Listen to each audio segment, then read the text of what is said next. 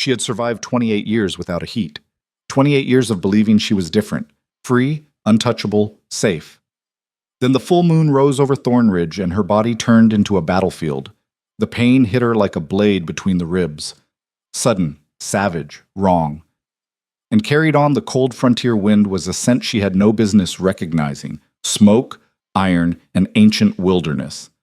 The scent of King Raedric Thorn, the alpha who had never lost a war, never taken a mate, and never, ever shown mercy to anything that threatened his reign.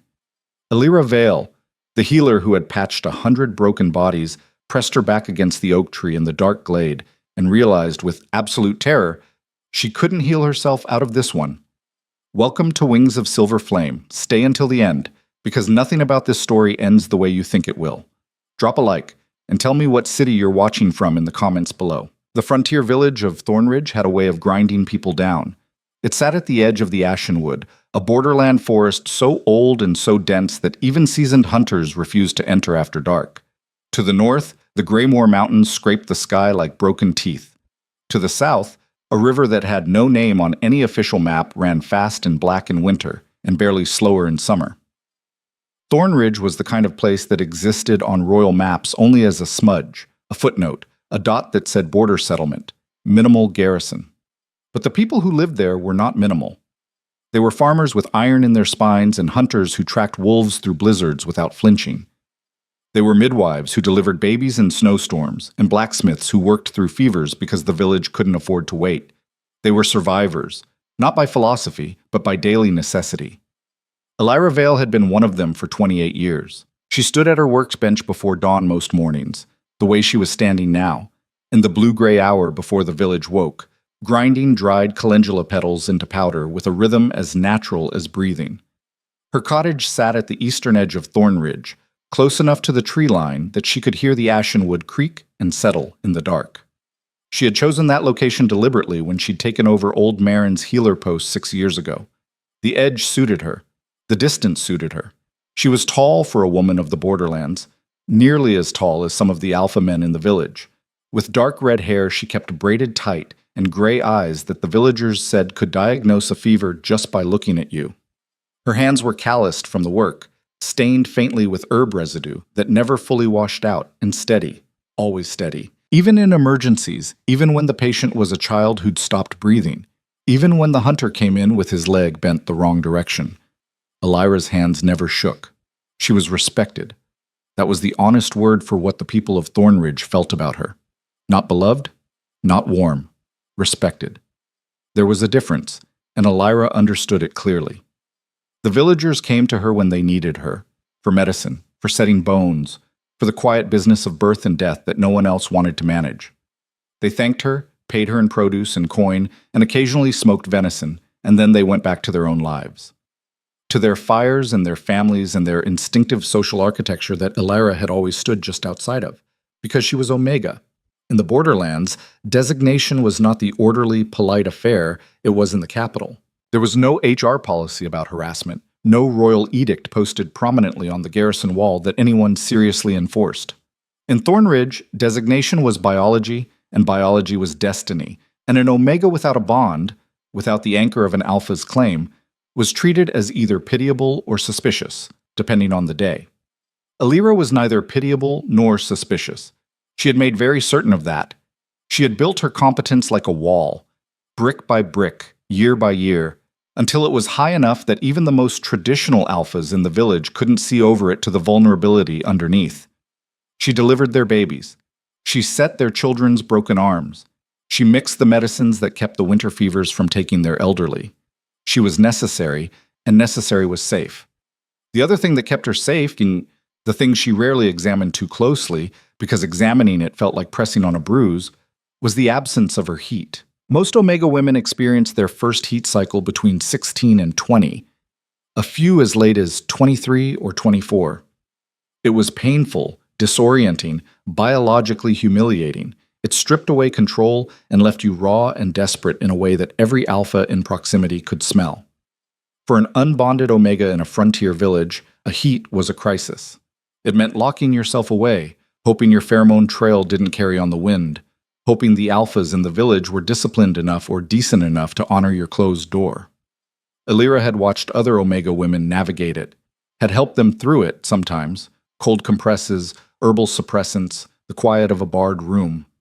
She had felt the secondhand shame of it, the vulnerability that the social structure of Thornridge made even worse, but she had never experienced it herself. Her designation had presented at 17, the telltale softening of her features, the shift in her scent that made her neighbor's alpha dog sit up and take notice.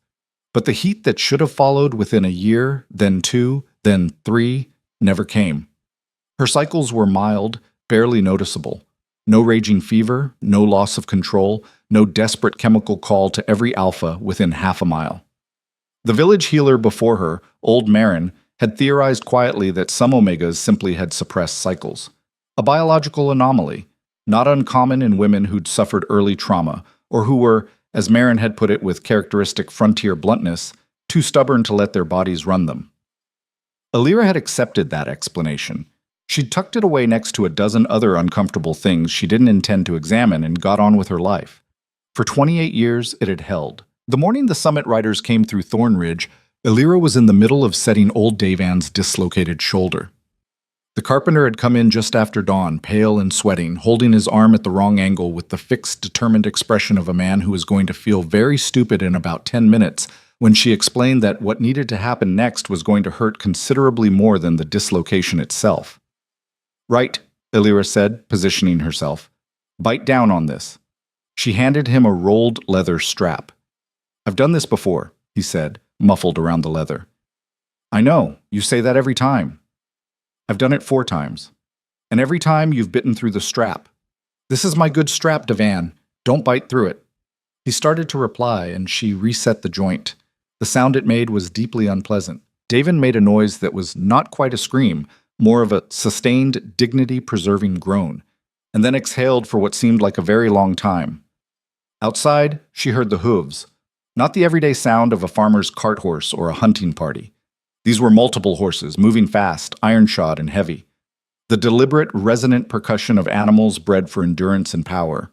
She caught, through her slightly open window, the sound of the garrison alpha calling out a greeting that had a different quality than usual. Formal. Taut. "What's that?" Davan asked, rotating his shoulder experimentally. "Summit Riders, probably." She wiped her hands on a cloth and moved to the window. "The Alpha King's convoy has been passing through border settlements on the Eastern Circuit for the last week. Someone at the Greenmere Post sent word." Davan's expression shifted, the way every Thornridge resident's expression shifted at the mention of King Raedric. A complicated thing, half fear and half fierce territorial pride. The Alpha King was their sovereign, technically. Thornridge fell under Thorncrown jurisdiction. But the capital city of Eldenmere felt as distant to them as a story. "How long will they stay?" "One night, if the pattern holds." She handed him a small paper packet of willow bark and arnica. "Twice daily. And Davan, I'm saying this as your healer. The next time you climb an unsecured scaffold, I'm going to let you fix it yourself." He grumbled and left, nearly colliding in the doorway with young Petra from the smithy, who had come to report that 2 of the Summit Riders had injured horses that needed the healer's assessment since the garrison's own livestock handler was currently down with a stomach ailment. Illyra gathered her outdoor kit and followed. She told herself she was not curious about the king. She had the thought with some emphasis, as if addressing a particularly difficult patient who kept insisting they were fine when they were clearly not. She was a healer. She was going to look at injured horses. That was all. Bote. The village square had a different texture to it with the convoy present. There were 12 riders, the Alpha King's advanced party, distinct in their gray and charcoal traveling gear, and they carried themselves with the unconscious authority of people who had never seriously needed to wonder whether they were being taken seriously. Their mounts were extraordinary animals, tall, broad-chested, sure-footed, in a way that spoke of mountain breeding. 2 of them, she could see immediately, had hoof issues. One a stone bruise, the other showing early signs of a lateral tendon strain. She went to work, kneeling in the mud without ceremony, which caused the nearest Summit Rider to look at her with something between surprise and mild offense. "The healer's here," Petra said unnecessarily. "The livestock handler," the rider began. "Is sick," Illyra said, examining the first hoof without looking up. I've treated horses before. I can see you're skeptical. You're also welcome to wait for someone with the right letters after their name who is 4 hours away in Greenmere, or you can let me do what I can do. She looked up then, briefly. This one needs the stone removed and poultice applied before another mile on that foot. The gray over there needs rest and an anti-inflammatory wrap. Which would you prefer? My help or your principles? The rider stared at her for a moment, then stepped back and let her work. She was halfway through the poultice application when she became aware of the stillness in the square that hadn't been there before. Not quiet. The village sounds continued. The horses shifted and stamped. Petra's apprentice was still hammering something in the background. But a stillness, a held breath, a peculiar gravity that pulled at the edge of her awareness the way a change in weather pressure sometimes did. She didn't look up immediately. She finished the wrap she was doing with unhurried precision, pressed the poultice into place, secured it with practiced efficiency. Then she stood. King Raedric Thorn stood at the entrance to the square. He was not what she had expected, and she had expected very little, having deliberately not formed expectations. He was big, not in the soft, overdeveloped way of men who spent their power in pageantry, but in the way of something that had been tested continuously and found, each time, to be adequate to the test. He wore traveling gear, not ceremonial armor, and it was dusty from the road, which somehow made the reality of him harder to dismiss than gold and crown would have. He had dark hair, longer than court fashion dictated, and a face that was aggressively angular, all strong jaw and ridge of brow, and an expression that said nothing was being given away for free. He was scanning the square, not imperiously, but with the automatic situational awareness of a man who had survived enough ambushes that the habit was permanently carved into him. His gaze reached her. She felt it as a physical thing, which was unexpected. A pressure behind her sternum, a heightening of her senses, smell and sound, and the particular warmth of direct scrutiny. She kept her expression neutral and looked back at him with the same professional assessment she'd given the horses. Something flickered across his face that she couldn't read. Then Garrison Commander Aldrich stepped forward with his formal greeting, and the moment dissolved, and Illyra went back to the gray horse's tendon and told herself, quite firmly, that she was not thinking about any of it. She thought about it. Not obsessively. She was not prone to obsession, and she had work to fill the hours as she always did. 2 more patients came in the afternoon. A child with a rash that turned out to be contact dermatitis from a new soap, and a young man who'd been kicked by a mule and needed 3 stitches above his eyebrow, and a significant amount of reassurance that he was not, in fact, dying. But between patients, in the brief lulls when she was restocking her supplies or writing her treatment notes, she found the morning replaying itself with an unwanted persistence. The quality of that moment in the square, the way the air had seemed to change. She was a healer. She understood biology.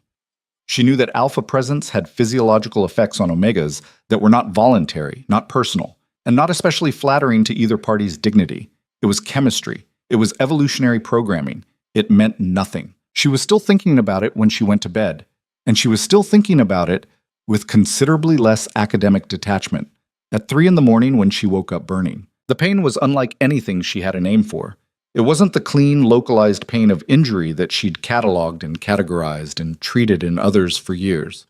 It was systemic, radiating from her core outward, following the pathways of her nervous system like liquid fire, reaching into places she hadn't known she could feel from the outside. Her skin felt too small. The air in her cottage was too thick, too warm, impossibly inadequate no matter how fast she breathed. She sat up, knocked a jar off her bedside table. Didn't hear it break. No. The thought was flat and absolute. Not this. Not now. Not ever. This was not supposed to happen. But her body had stopped consulting her preferences sometime in the night, and the biological reality was undeniable. After 28 years of dormancy, Illyra Vale was in heat. She moved by instinct more than reason. Got up, found her warmest cloak by touch in the dark, because the lamplight, when she tried it, felt like needles in her eyes. Pulled on boots. She needed cold air. She needed distance from any alpha who might pick up her scent. From the garrison, from the summit riders, from the handful of unmated alpha men in the village who were right now sleeping not 200 meters away. She needed to think. She could not think inside. Outside, the cold, the dark, the ashen wood, the empty space beyond the eastern edge of the village where no one would be at this hour. She was out the door before the thought was fully formed. The night was a full moon night. It hung above the ashen wood like a lantern, enormous and white, laying silver over the frost-rimmed grass of the glade. Elira walked fast, faster than she meant to, her body driving her forward with an urgency she couldn't fully override, and didn't stop until she was well into the tree line, until the village lights were invisible behind her, and the only sounds were the wind through the high branches and her own ragged breathing. She pressed her back against an oak, old, enormous, roots like grasping hands in the frozen ground, and slid down until she was sitting with her knees drawn up, her forehead on her arms, trying to breathe through the waves of heat that rolled through her in rhythm with her pulse. Think. She was a healer. She knew what this was. She knew what the body was doing and why. She had suppressants in her kit. She'd kept them, always, because professional habit, but the kit was on her workbench, and she was in the woods, and that was a significant failure of forward planning that she was going to be furious with herself about as soon as she was capable of being furious with herself. Right now she was mostly just frightened, not of the heat itself. She had been frightened by it at first, by the pain, the suddenness, the loss of control, but fear of the body was a tool she'd learned to work around. What frightened her was what the heat meant in terms of exposure. Her scent, normally mild and professional and carefully maintained through years of suppressant teas and carefully managed distance, was now broadcasting on every available channel. She could smell herself, which meant every alpha within range could smell her, which meant, "You shouldn't be out here alone." The voice came from her left and slightly above, and Elira's reaction was deeply, professionally embarrassing. She scrambled to her feet and had her hand on the hunting knife at her belt before her brain caught up with the situation. King Raedric Thorn stood 8 feet away, half in shadow, his wolf's amber bleeding into his eyes in the moonlight. He was alone. He was still in his traveling clothes, which meant he hadn't slept either. His expression was controlled, very controlled, in the specific way of an alpha who was working hard at something. He was working hard at not reacting to her scent. She could see it. The tension through his shoulders, the deliberate steadiness of his hands, the quality of his breathing that said he was monitoring and adjusting and refusing to let the instinctive drive override the conscious choice. She had treated bonded alphas whose mates were in heat, had watched the biological machinery engage and override, had learned to manage the room accordingly. She knew what restraint looked like. His was extraordinary. He was watching her with an expression that was neither predatory nor pitying. It was something more complicated than either of those. Concerned, maybe. Curious. And underneath both, something carefully locked. She started, and her voice came out wrong, rougher and softer simultaneously, which she found unacceptable. She cleared her throat. "I needed air. I didn't expect to—" "No one did," he said. His voice was low, controlled, pointed deliberately away from the gentle frequencies that a bonded alpha used during a mate's heat. She recognized the technique, used it consciously, respected it.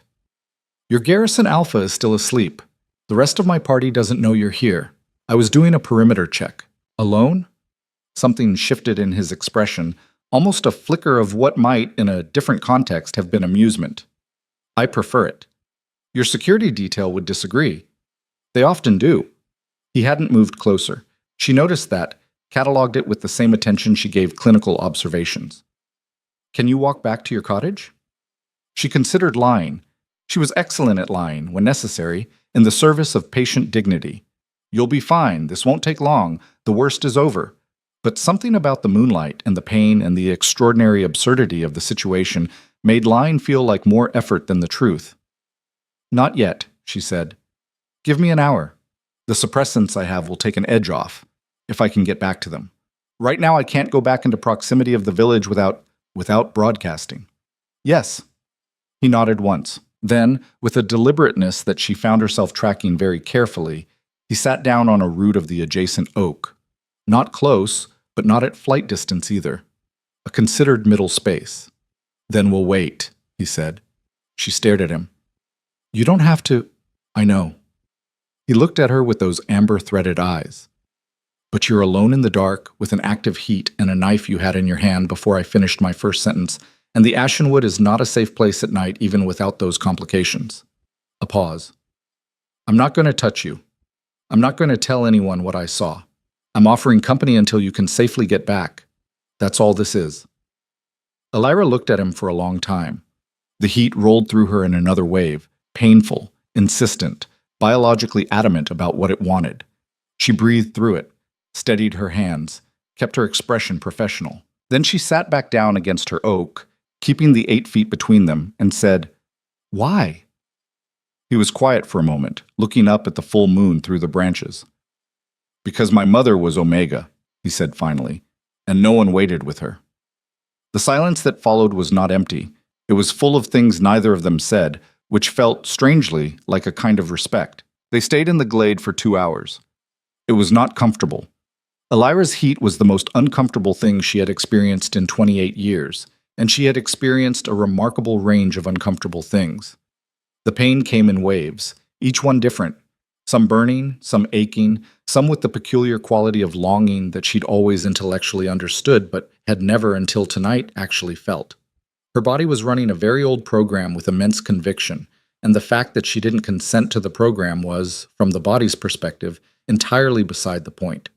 But she breathed through it, grounded herself in sensation. The cold of the tree roots beneath her, the roughness of bark under her palms, the clarity of the freezing air.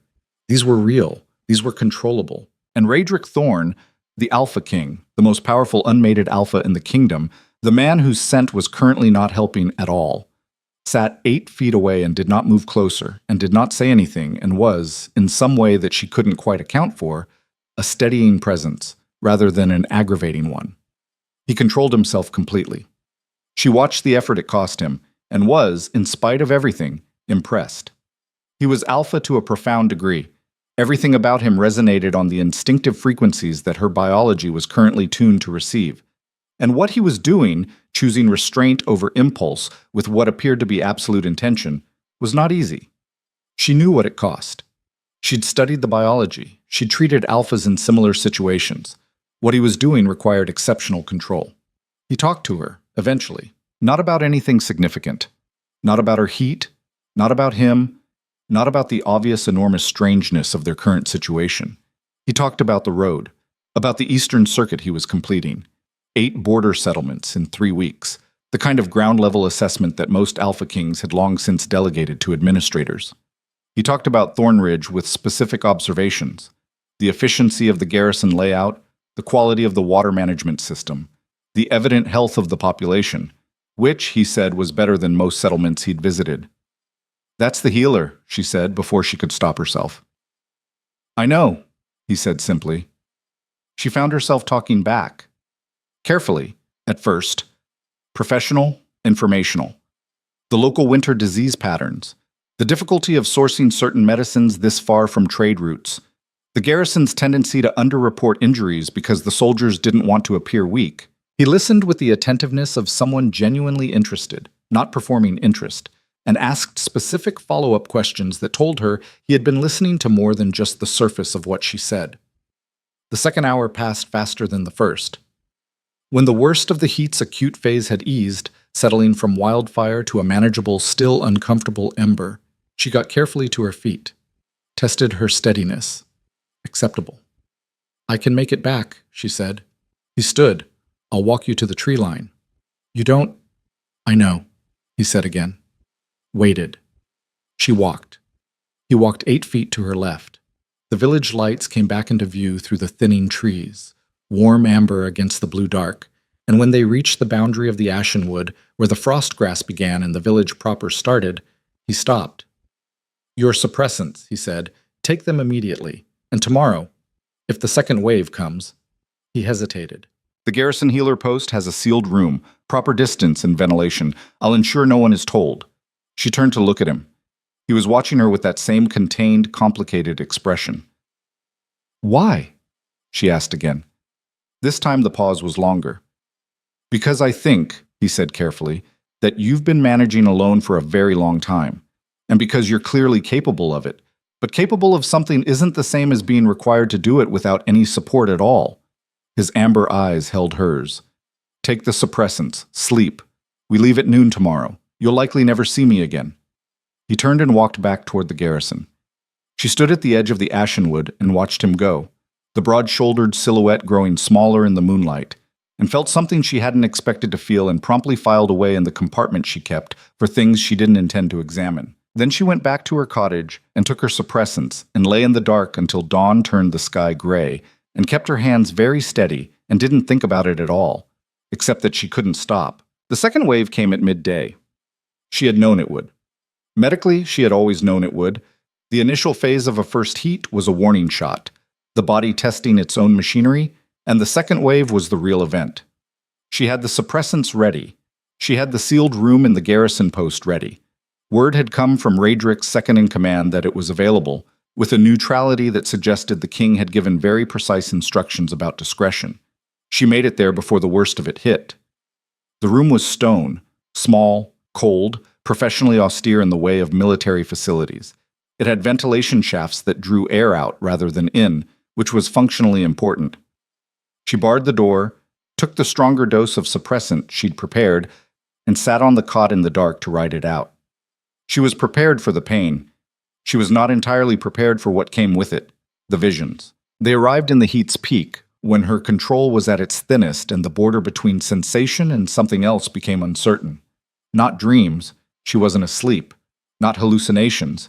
She knew the difference clinically, had treated patients who suffered them. These were more specific, more textured, more purposeful. Fire.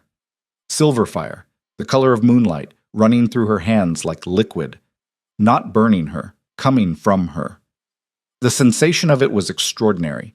Not painful, but expansive, as if some internal pressure she'd been unaware of was suddenly finding its outlet. And a wolf. Black as river water at midnight, enormous beyond natural proportion, running through a field of ash with its head low and its focus absolute. She knew the wolf. She couldn't have explained how she knew it. She had never had a wolf, would never have a wolf. But the knowledge was certain and instinctive, the way you knew your own hands in the dark. It was his wolf, Raedric's. She came back to herself in the stone room gasping, her hands pressed flat against the cold floor, the visions dissolving into the gray light that crept under the door. Her heart rate was elevated. Her skin felt strange, warm in a way that had nothing to do with the heat, a warmth that came from the inside. She lifted her hands. In the dim light from the crack under the door, she could see nothing unusual. But for one moment, one strange, medically inexplicable moment, she had been almost sure she could see something shimmering just beneath the surface of her skin, like scales, like silver fire, like something that had been sleeping a very long time, woken by a king's wolf in a moonlit glade, finally beginning to remember what it was. She held her hands in the dark for a long time. Then she put them down, took a steadying breath, and told herself, as she had told herself at 17 and 20 and 25, and every year she had survived alone in a frontier village at the edge of an ancient forest, that she was fine. She was going to be fine, but the warmth didn't go away. And in the garrison yard outside, just barely audible through the stone wall, she heard the convoy preparing to leave, horses and harness, and the rhythmic efficiency of disciplined riders. And underneath all of it, barely there, so faint she might have imagined it, the distant, resonant sound of a wolf's howl, climbing through the cold noon air and curling at its highest note into something that was almost a question. She sat in the stone room. She pressed her warm, strange hands together. She did not answer. The convoy left Thornridge at noon.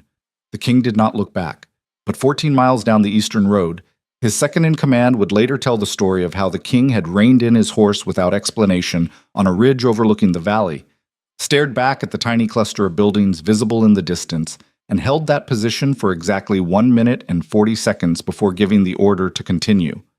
No one asked him why. They had learned over years that some things the king did were not for explanation, but his wolf's eyes stayed amber all the way to the next settlement.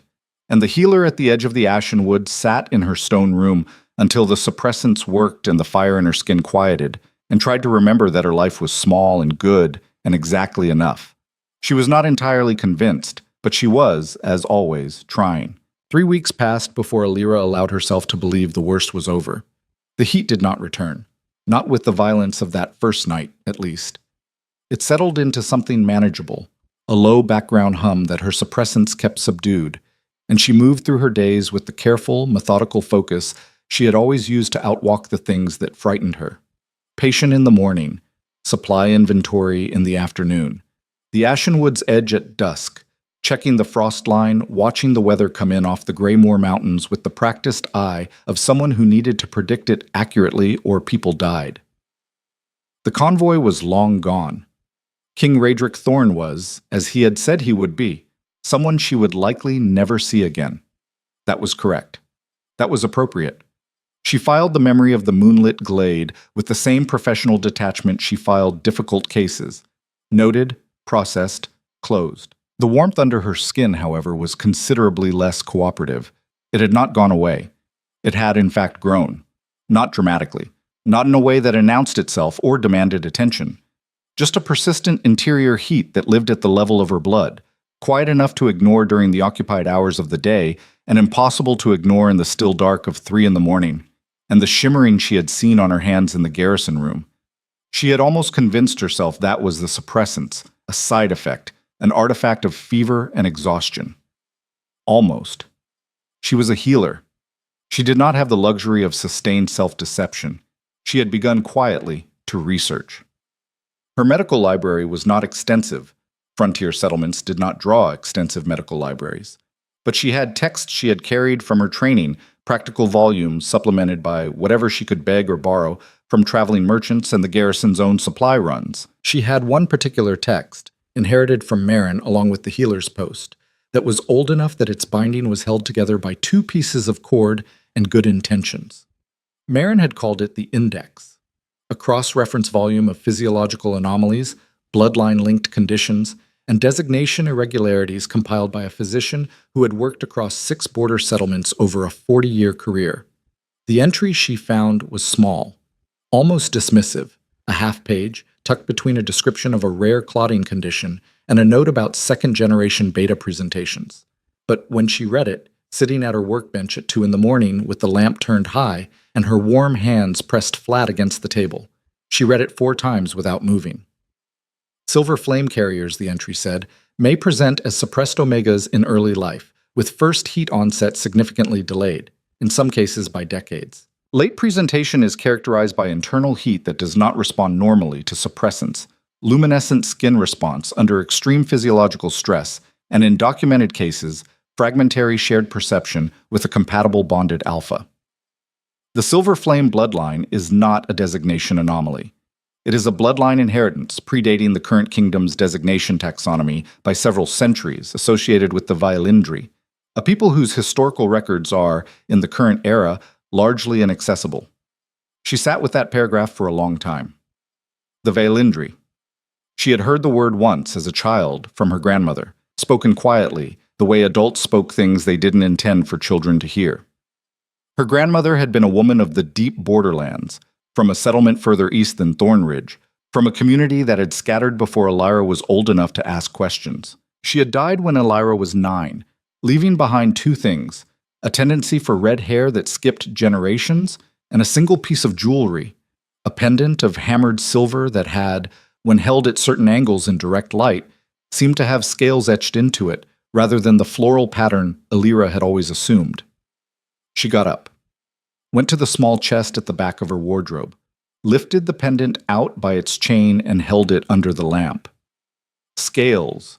She had been seeing flowers her entire life because she had expected flowers, but they were scales, overlapping, delicate, precise, and in the center, barely visible, an open wing.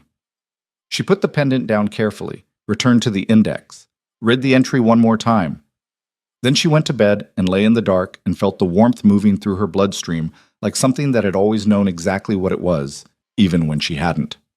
The messenger arrived on a Tuesday in the 4th week after the convoy's departure, riding hard enough that his horse needed attention before he did. Elira was in the middle of a complicated conversation with Garrison Commander Aldrich about the garrison's supply of clean bandaging, a conversation that had been ongoing for 3 weeks and had not substantially advanced when the rider came in. He was young, travel-worn, wearing the gray and charcoal of the King's Administrative Corps rather than military colors, which meant official correspondence rather than military order. He handed the sealed letter to Aldrich with the clipped efficiency of someone with 6 more stops on his route. Aldrich broke the seal. Red. His expression went through 3 separate evolutions in approximately 4 seconds. "It's a summons," he said. "For the garrison?" Illyra asked, out of professional habit, already calculating whether she needed to prepare a larger volume of injury supplies. "For you." She looked at him. He turned the letter so she could read it. The script was formal, the careful, neutral hand of an administrative secretary, but the language at the bottom, the personal notation that sat above the royal seal, was in a different hand, sharper, more economical, entirely devoid of courtly flourish. The Alpha King's Council convenes in 17 days at Eildon Mere. The healer of Thornridge is requested to attend as a medical consultant on border settlement health conditions. Accommodations and travel expenses provided. Attendance is voluntary, but strongly encouraged. Below that, 2 words in the same sharp hand that were not administrative language at all. Come anyway. Aldrich was watching her with an expression she couldn't entirely read. Voluntary, he said, but strongly encouraged. In royal language, that's about as close to a formal command as you get without the word command in it. "I know what it means," she said. "Do you know why?" She kept her face professional. Border settlement health is a legitimate council concern. Thornridge has better outcomes than most settlements its size. The garrison commander's reports go to the capital. Someone noticed. "Is that what you think it is?" She folded her hands. What else would it be? Aldrich had known her for 6 years. He was a pragmatic man, not given to speculation or gossip, which was one of the reasons she had always found him tolerable to work with. He looked at her now with a specific kind of careful neutrality that said he had formed a theory he was not going to share without more information. "I think," he said finally, "that you should go." She took the letter back, read those 2 words again, then folded it and put it in her coat pocket and spent the rest of the day pretending it wasn't there, which was, by any measure, a complete failure. She left for Eildon Mere 6 days later. The capital city was nothing like she'd expected, because she had spent 22 years carefully not forming expectations about it. It was large, genuinely, operationally large in a way that Thornridge's entire population could have been absorbed into 3 city blocks without disturbing the existing residents. It had smell and sound and a layered complexity of social energy that pressed against her frontier-tuned senses like a wall. The population density alone produced a physiological response. Too many designation signals, too many competing scents, too much ambient alpha presence to easily filter. And she spent the first 2 hours in her assigned quarters breathing deliberately and reminding herself that she had managed worse. The Thorn Palace, where the council sessions were housed, was imposing in the way of a building that had been built to be imposing and had succeeded beyond anyone's expectations. Stone that had gone dark with age, towers that looked like they were trying to interrogate the sky, and a gated entrance where the guards moved with the practiced confidence of people who had never had their authority questioned and weren't expecting to start. The other council attendees were, by and large, not what she had expected either. The summit had drawn healers from 8 border settlements, a broader representation than any council session she'd heard of, along with garrison commanders, 3 regional lords, 2 representatives from the Merchants Consortium, and an assortment of administrative staff whose exact function wasn't immediately obvious.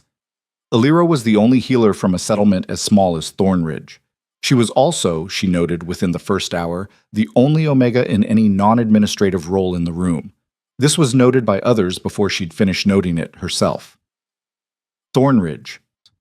The speaker was a tall alpha woman, sharp-featured, impeccably dressed, wearing the formal colors of the Northern Reach's garrison oversight. Her name, Illyra would learn, was Lady Councillor Dravith, and she had been on the Royal Council for 11 years. She said Thornridge the way someone might say that settlement whose name I keep forgetting. "You're the frontier healer." "Yes," Illyra said. "Interesting that the king requested a frontier healer specifically." Her eyes moved over Illyra with an assessment that had nothing medical about it. "Interesting timing as well, given that the Eastern Circuit passed through your settlement last month." "Thornridge has measurably better health outcomes than comparable border settlements," Illyra said. "If the council is reviewing frontier health conditions, direct consultation with the responsible practitioner seems logical." "Of course." Dravith's smile was the kind that lived entirely in the facial muscles, without making any attempt to reach the eyes. "Welcome to Eildon Mere." She moved away, and Elira stood in the high-ceilinged antechamber with the particular sensation she had long ago learned to recognize as a hostile social environment, and began methodically constructing her professional armor. She was good at this. She had been doing it since she was 17.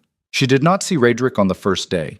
The council sessions were structured, specific time blocks with specific attendees in specific rooms, and the king's direct involvement was limited to the formal assembly in the main hall, which was scheduled for day 3.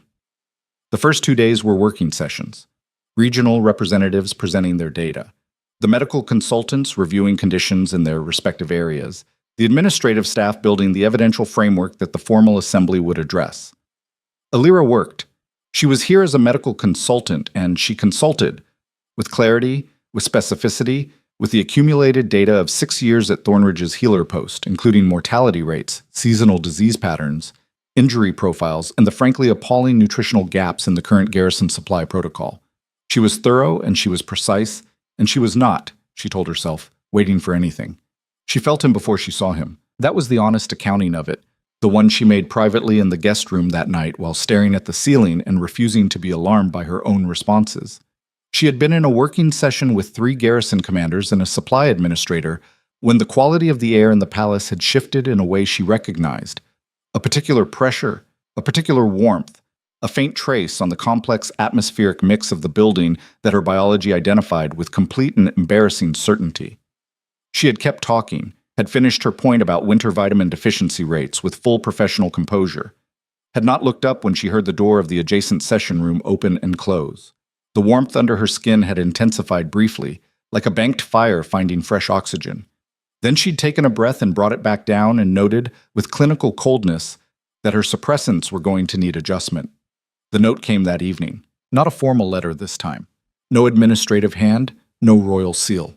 A folded piece of paper slipped under her door containing 9 words in that same economical script she had memorized from the summons. The East Garden. After the evening bell. If you want. She stood in her room holding the note for considerably longer than 9 words warranted. Then she put on her warmest coat and went. The East Garden was enclosed by stone walls high enough to block the wind off the palace's north face, which made it considerably warmer than the open courtyard. Someone had planted it practically rather than ornamentally. Herbs and low hardy shrubs rather than decorative blooms, organized with a frontier logic that felt incongruous with the palace grandeur surrounding it. It felt, Elira thought, as she pushed open the low wooden gate, like a place that someone had insisted on in the middle of a building designed entirely for appearance. Raedric was already there, standing at the far end near a stone bench, his coat collar up against the cold and his hands behind his back. He turned when he heard the gate. They looked at each other across the length of the garden. "You came," he said. "You said, 'if you want,'" she said. "That's an unusual construction for a king summoning someone." It was meant to be. She walked toward him, not quickly, measuring the space between them with the same awareness she had maintained in the moonlit glade. He didn't move to close the distance. That consistency was something she had already cataloged and filed under significant. "The summons said medical consultation," she said. "It did. That's also real. I read your garrison reports. Your work is genuinely exceptional, and the council needs to understand what frontier conditions actually look like from someone who lives in them." He paused. "But that's not the only reason I asked you here." "I know." He looked at her for a moment. "How are you?" The question was direct in a way that most people never managed. Not, "how are you" as social reflex, but as a real inquiry, aimed at the thing underneath the professional surface. She had not been asked that question with genuine intent for longer than she could easily calculate. "Strange," she said honestly. "Strange how?" She looked at her hands, gloved tonight, against the cold. "I've been researching. There's a physiological text in my collection, an old one. It describes something called the Silver Flame bloodline." She looked up at him. "I think my grandmother may have been Vaelindri." The word landed in the garden's cold air like a stone in still water. Raedric went very still, not the stillness of someone hearing new information, the stillness of someone whose existing information had just connected to something else, rapidly, and with significant consequences. "Say that again," he said quietly. "The Silver Flame bloodline, the Vaelindri." She watched his face. "You know the term?" I know it. He sat down on the stone bench, slowly, with the deliberateness of someone making a decision about how to have the next conversation carefully. Elira, how long has the warmth been present? She stared at him. I didn't tell you about the warmth. No, but I could feel it. He looked up at her. In the glade, and when you came to the palace yesterday, before I saw you, I could feel it the way you can feel a fire through a stone wall. His jaw tightened briefly. I've felt it before. Once. A long time ago. Where? He was quiet for a moment. Then he said, My maternal grandmother was a scholar of old bloodlines. She devoted 20 years to documenting lineages the kingdom had officially declared extinct. A pause. The Violindri were declared extinct by royal decree 63 years ago. My grandmother believed that was not accurate. The cold was very clear and quiet in the garden. Elira sat on the bench at a careful distance, and the warmth in her blood moved with her pulse, and somewhere in the palace above them, a clock struck the quarter hour. There are things that happen, Raedric said, choosing words with visible precision, when a silver flame carrier encounters a compatible alpha in a heat state. Things that the old texts describe. I've read those texts. The shimmering, Elira said. Yes. The visions. Something moved across his face. You had them. A wolf, she said, running through ash. The silence that followed was the kind that had physical weight. I ran that field, he said very quietly. The night I came back from the Eastern Circuit, I was in wolf form for 6 hours. I didn't understand why at the time. He stopped. The field south of Thornridge, where the old farmsteads burned.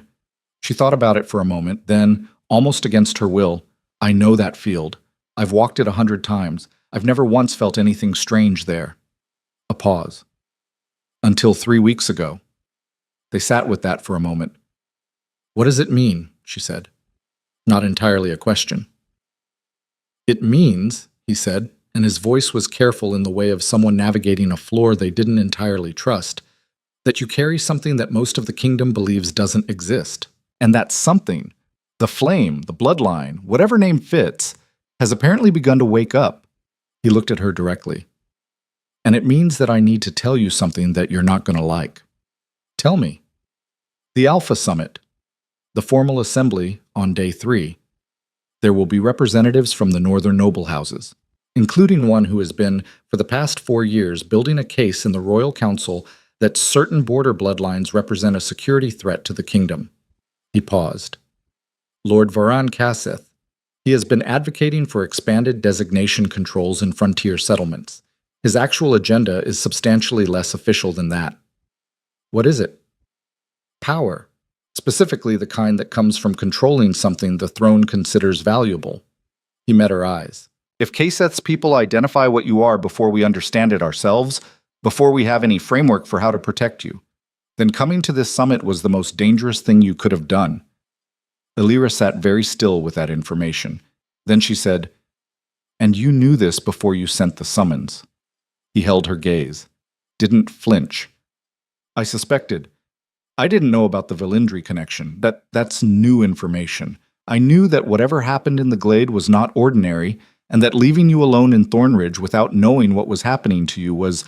I decided it was more dangerous than bringing you here. That was a decision you made about my safety without consulting me. Yes. That's not... No, he agreed. It isn't, I know. The honesty in his voice was absolute. I'm telling you now, everything I know. That's what I can offer. Full information, your choice about what to do with it. She looked at him for a long time. The cold settled into the garden. The warmth in her chest moved and breathed. What would you recommend? She said finally. I would recommend that you not attend the formal assembly. And look like I'm hiding. And be safe. I've been safe for 28 years, she said.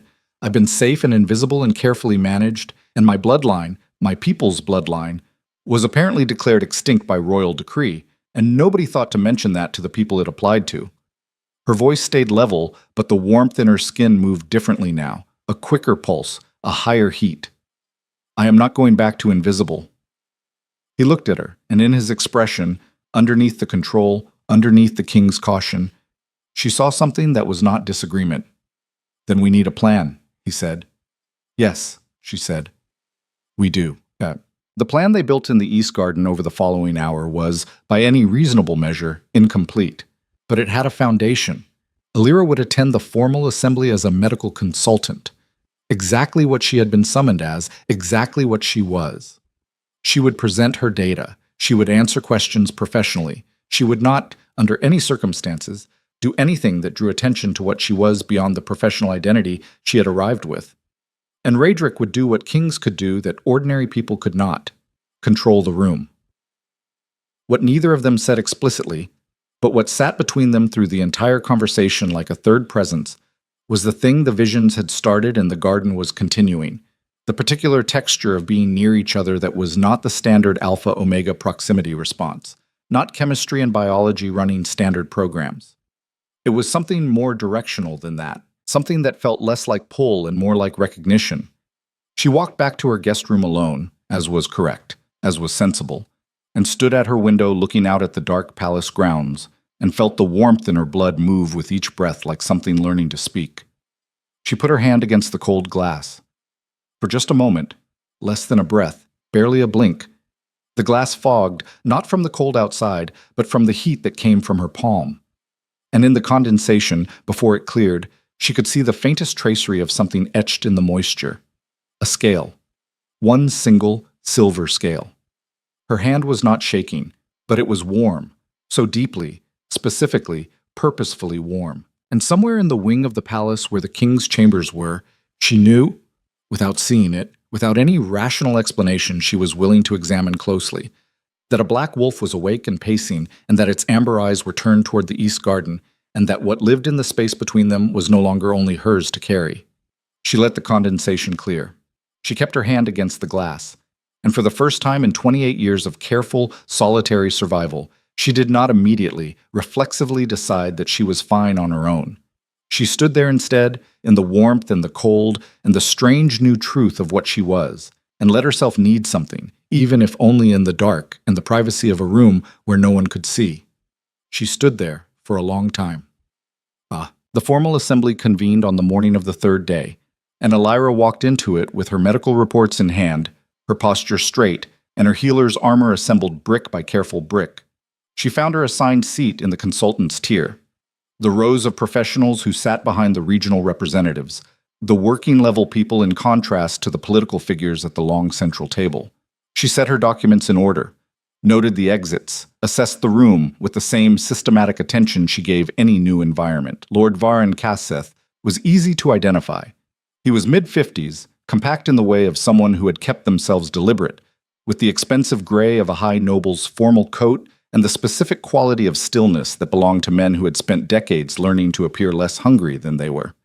He sat 3 seats from the council's head, which told her his seniority. He was talking to the representative on his left, but his eyes, she noticed, moved across the room in continuous slow sweeps, cataloging, evaluating, filing. His eyes reached her, paused for exactly 2 seconds, moved on. She kept her own expression neutral and looked down at her first report. 2 seconds was a long time for a man like that, to pause on a frontier healer he'd never met. She had already decided that she was not going to give him the satisfaction of seeing her afraid, but she made a quiet internal adjustment. A recalibration of attention, a sharpening of the peripheral awareness she'd maintained in difficult patient situations for years, and kept Kaseth in the edge of her vision for the rest of the morning session. What she didn't anticipate was that the morning session would also be the moment the Silver Flame decided it was done waiting. The session was 3 hours in, and Alira was midway through her formal presentation on frontier nutritional gaps, standing at the consultant's lectern with her charts and her data and her 6 years of accumulated evidence, when she made the mistake of glancing up at the room and meeting Kaseth's eyes directly. He was not looking at her with the polite disinterest appropriate to a consultant's presentation. He was looking at her with the specific, focused recognition of a man who had just identified something he had been searching for. The warmth in her blood spiked. It moved through her in a single, intense wave, not painful, just present, undeniably present, more present than it had ever been in the garrison room or the glade or the East Garden. Her hands, resting on the sides of the lectern, went warm, then warmer. She could feel the heat radiating off them, could see, At the edge of her vision, very briefly, the faintest silver luminescence across her knuckles. She covered it, both hands flat on the lectern, covered. Took a breath, continued speaking. But across the room, in his seat 3 positions from the council head, Lord Varon Casseth had seen it. She knew because his expression changed, not dramatically, not in any way that the room would have registered. A small thing, the micro-expression of a man who had just had a significant theory confirmed. A very slight relaxation of his jaw, the briefest sharpening of his eyes. He looked down at the papers in front of him and made a note. She finished her presentation, returned to her seat, kept her breathing regulated, her hands folded, her expression professional. Felt the warmth in her blood moving faster now, as if her body had understood the threat that her mind was still carefully not naming. At the long central table, Raedric sat at the council's head, the Alpha King, formal and attentive. And she had not looked at him directly once during the entire session. But she looked at him now, for one moment, because she needed to know. He was already looking at her, not with alarm, not with the protective urgency that would have drawn attention to them both, with the contained, specific focus of a man who had seen what she'd seen, who was assessing the same threat she was, and who was, in the set of his jaw, in the quality of his stillness, already planning. He held her gaze for 2 seconds. Then he looked back to the council, called the next item, and the session continued, and the warmth in her hands did not fade. And Lord Varon Casseth, 3 seats down, did not stop writing. Casseth stopped writing at the precise moment the session chairman called the midday recess, and the orderly dissolution of the assembly room into smaller conversations and moving bodies gave Illyra exactly 40 seconds to make a decision. She made it in 5. She gathered her reports with the unhurried efficiency of someone who had nothing unusual on her mind, exchanged a brief professional word with the healer from Green Mere who had been seated beside her, and walked toward the side corridor that led to the consultant's rest area. Not quickly, not slowly, at the exact pace of a woman with a legitimate destination and no particular urgency about reaching it. She did not look at Casseth. She did not look at Raedric. She turned the corner into the corridor and walked until she found an alcove behind a support column, pressed herself into it, and stood there with her back to the stone and her hands flat against the wall behind her, and let herself, privately, be frightened for exactly 30 seconds. The warmth in her blood was different now. Not the deep passive heat of the weeks since Thornridge. This was active, directional, as if something in her physiology had registered Casseth's recognition as a threat and was responding accordingly. Her skin felt tight. Her fingers were warm to the point of heat. And underneath the fear, underneath the professional armor and the survival calculation, was something older and less civilized that she did not yet have a name for, that was telling her in no uncertain terms that the man who had just made that note in his ledger was dangerous. 30 seconds. She exhaled, rebuilt the armor. Then she stepped back out of the alcove and walked directly into Raedric's second-in-command, Commander Idris Vale, who had apparently been coming from the opposite direction, with the specific purposefulness of someone who had been sent to find her. He was a compact, gray-haired alpha with the permanently evaluating expression of a man whose entire career had been built on accurate threat assessment. He looked at her, looked at the corridor behind her, and said very quietly, "The king would like a word. Not here. The private consultation room on the east wing, 3rd floor, in 10 minutes. "I know where it is," she said, because she had memorized the palace layout on her first day, because that was what she did in new environments. 10 minutes, he said again, and walked away. Raedric was already in the room when she arrived, and he was not alone. The second person was a woman Illyra hadn't seen in the assembly, older, perhaps 60, wearing the plain dark clothing of an academic or archivist rather than any official designation. She had white hair cut practically short, and the specific quality of stillness that belonged to people who spent their lives reading and had consequently stopped needing to fill silence with movement. "This is Scholar Renthi," Raedric said before Illyra could ask. "She was my grandmother's student. She's been working on the bloodline documentation for 30 years. Illyra looked at the scholar. "You know about the Vaelindri." "I know more about the Vaelindri than anyone currently living," Renthi said, with a directness that Illyra found immediately respectable, including several things that would make certain members of this council significantly uncomfortable.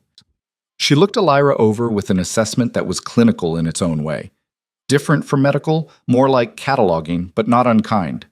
You have the coloring, the delayed presentation, the internal heat signature. She glanced at Illyra's hands. "May I?" Elera held out her hands, gloves off. Renthi took them, turned them over, examined the back of each with close attention. The scale patterning isn't visible yet in standard light, Renthi said, but under stress response it will be. It already was, in the assembly room. Keseth saw it, Elira said. Keseth has been looking for it for 4 years, Renthi said, releasing her hands. He has been building a case, forged documentation, selective historical revision, a very well-funded network of informants in border settlements, toward a specific goal. He wants to bring a motion before the full council declaring the Vailindri bloodline a threat to the crown's stability. The motion includes a provision for what he calls containment. Her voice was entirely level. That's a political word. In practical terms, it means acquisition. Anyone who carries the silver flame would become a ward of the state, specifically of whatever noble house the council designates as responsible for their management. The word landed in the room like something heavy being set down. His house, Radric said. His house, Renthi confirmed. He's been positioning for it for years. He needed a living carrier to make the case concrete. A theoretical bloodline is an abstraction, and abstractions don't generate the kind of fear that passes a council motion. A real person, demonstrating real abilities, in front of the full council. She stopped. Is the evidence he needs? Elira finished. Yes. Elira stood with that for a moment. The warmth in her blood moved with a cold precision now, stripped of the heat's emotional texture. Just information, just biology, just the body assessing threat with the clarity it reserved for genuine emergencies. How long until he moves? She asked. He'll want to act before the summit closes, Radric said. 5 days.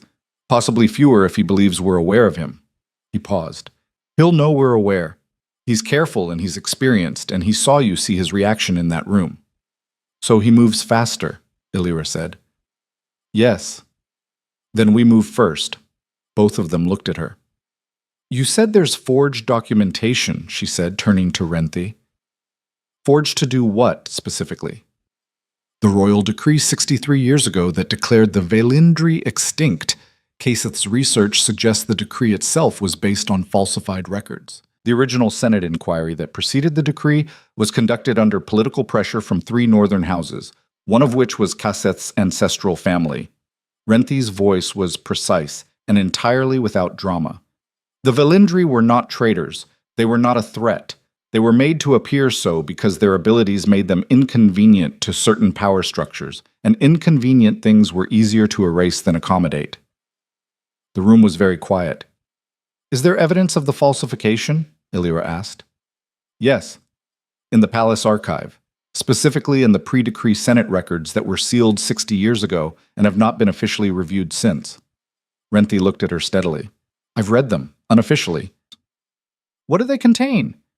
Testimony from 14 Vailindri community leaders, given under oath before the inquiry, documenting their role as border protectors, specifically fire-bearers who maintained the Ashenwood boundaries and kept the deep frontier settlements safe from what came out of the old forest in bad seasons.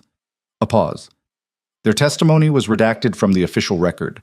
The version the decree was based on was fabricated wholesale. Elira sat down. She did this slowly, with the deliberateness of someone making sure their legs were going to cooperate.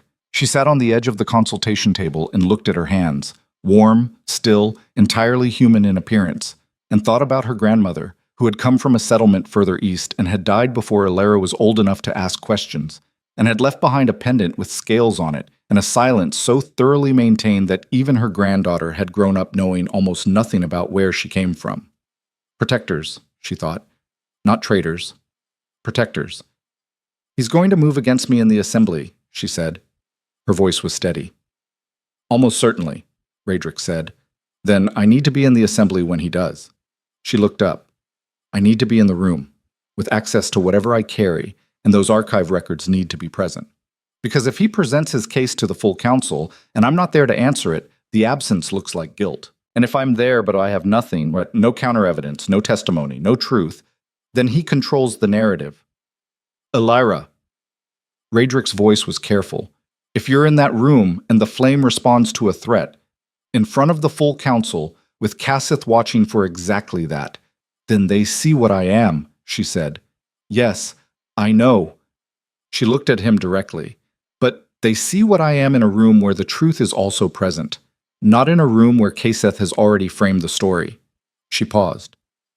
You said full information, my choice. This is my choice. Something moved in his expression. The complicated thing she'd been watching since the moonlit glade. The thing that wasn't agreement or disagreement, but something more foundational than either. Then we have 4 days, he said. The 4 days that followed were the most disciplined of Elira's life, and she had lived a disciplined life. She attended the remaining summit sessions. She presented her data. She answered questions from the council with complete professional composure, and she was aware at every moment of Kaseth's position in the room, the way a body is aware of a wound. Not constantly, not obsessively, but with the particular background vigilance that doesn't switch off even when you're focused elsewhere. He was building something. She could see it the way she could see an infection building under a surface that hadn't broken yet. The small signs that experienced eyes read, the pattern beneath the symptom. He was talking to people. The right people, strategically placed, in the brief social windows between sessions. He was laying groundwork in the fluid, unrecorded space of corridor conversation, where nothing was official and everything was preparatory. He was also watching her, not constantly, he was too practiced for that, but consistently. She caught it 6 times in 4 days, the 2-second pause of his gaze crossing her face, always withdrawn before it could be read as surveillance. She watched back. She was also practiced. In the evenings, she met with Renthi. The scholar had access to the archive. Legitimate, grandfathered access from an academic appointment that had technically lapsed, but that no one had formally revoked, in the way of administrative oversights that accumulate in large institutions over decades. They worked in a back room of the archives section that smelled of old paper and cold stone, the lamp low, Renthi's handwritten index of the Senate records spread between them. Elira read. She absorbed. She asked precise questions and received precise answers and built, carefully, the counter-narrative that the original testimony contained.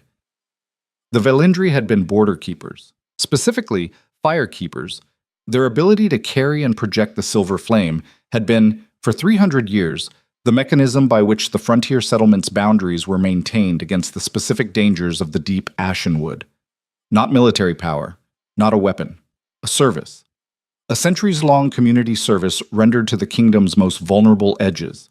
The settlements that existed at the margins of the maps, where no garrison was sufficient and no royal decree reached fast enough to matter, until the decree that erased them. She found her grandmother's community in the records, a settlement called Vailden, east of Thornridge, now listed on current maps as abandoned. 14 families. The testimony of their elder, a woman named Syrev, given before the Senate inquiry 59 years ago, meticulously detailed, entirely redacted from the official record. They had maintained the eastern Ashenwood boundary for 4 generations. They had never acted against the crown. They had been living in Vaildun under an existing agreement with the regional lord, an agreement that was also conveniently absent from the official record. Elira read Sirev's testimony twice. It was formal, careful language, the language of someone who had learned to navigate official settings carefully, who was presenting her community's case to people she was not certain she could trust, and who was doing so with a precision that spoke to the discipline of long practice. The discipline, Elira recognized, of someone who had learned very early that being extraordinary made you a target, and that the only reliable protection was to be indispensable. She sat with that recognition for a long time, in the cold archive room, with the lamp burning low. Then she turned the page and kept reading. On the morning of the 5th day, Kaseth made his move.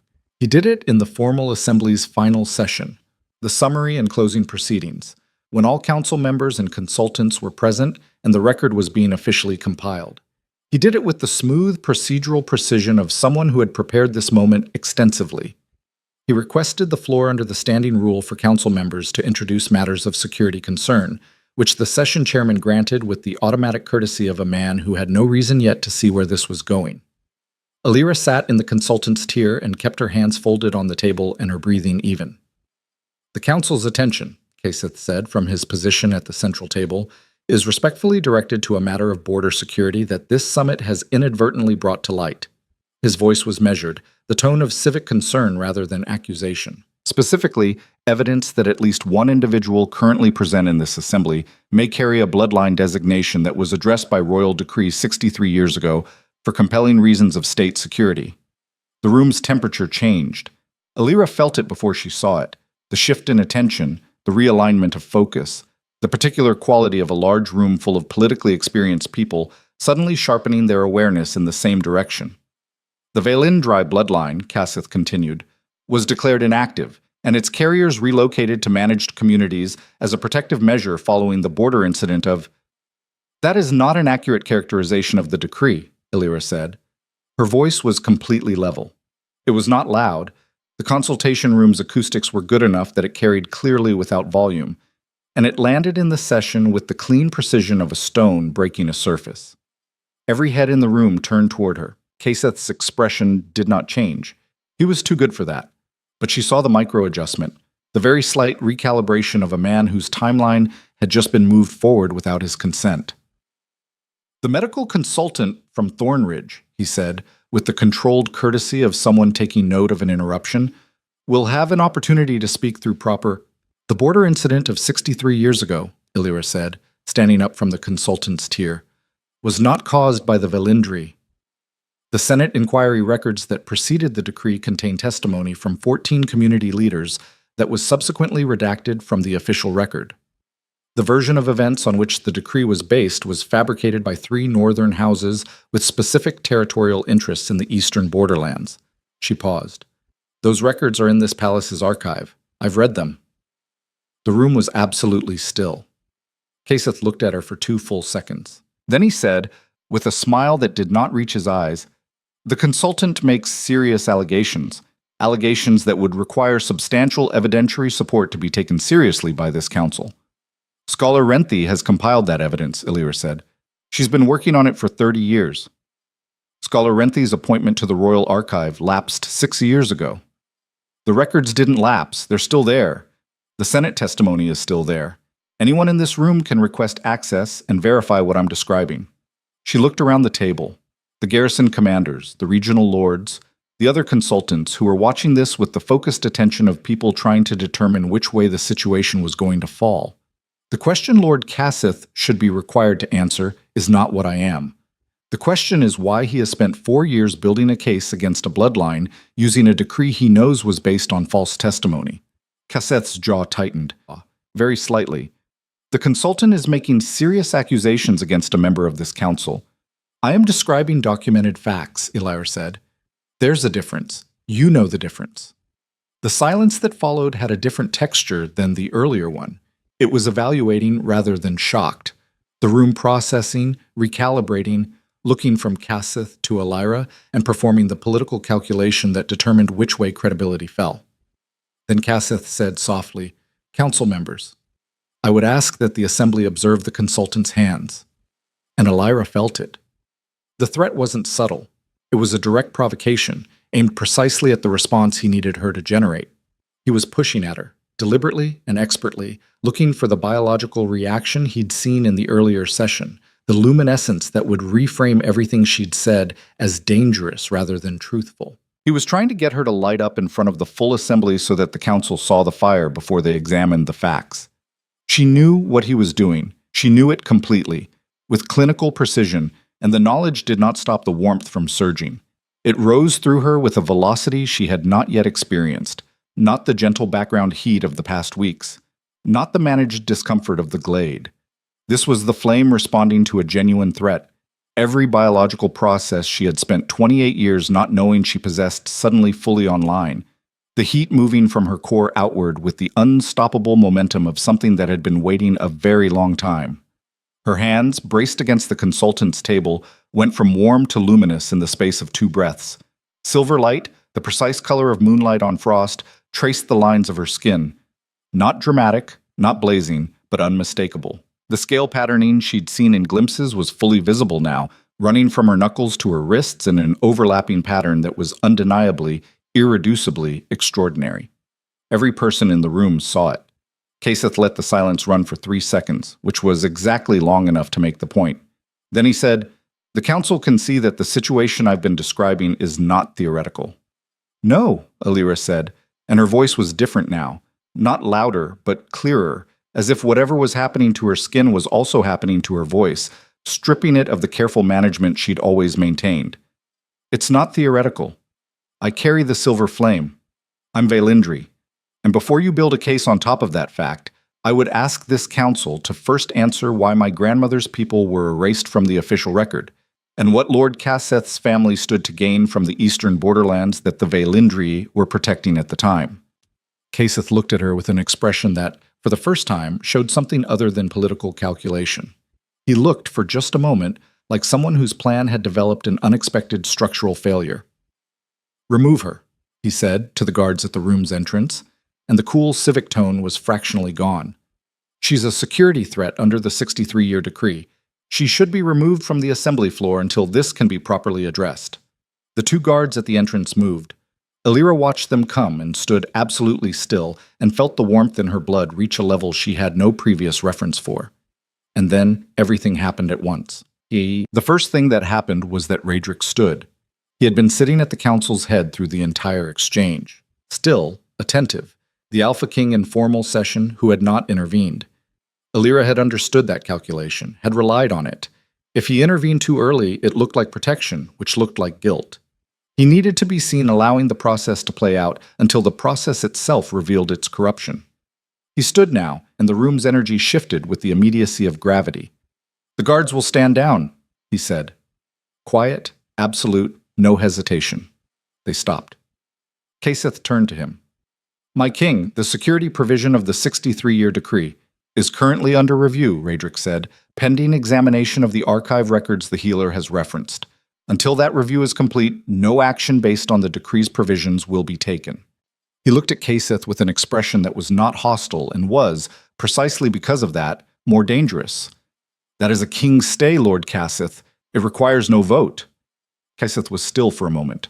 The political calculation was visible in his face, not his plan collapsing, not yet, but the timeline shifting again, the room no longer fully his. "The king's authority to stay a 63-year decree mid-session, unquestioned," said the session chairman from the head of the table, with the flat finality of a man who had decided which ground he was standing on. Then the second thing happened. The door at the rear of the assembly hall opened. The small door, the one that admitted administrative staff and archivists rather than delegates. And Scholar Renthe walked in carrying a case of documents, and behind her came two archive clerks carrying more. And behind them came Idris Vial with a sealed chest that bore the archive's official wax.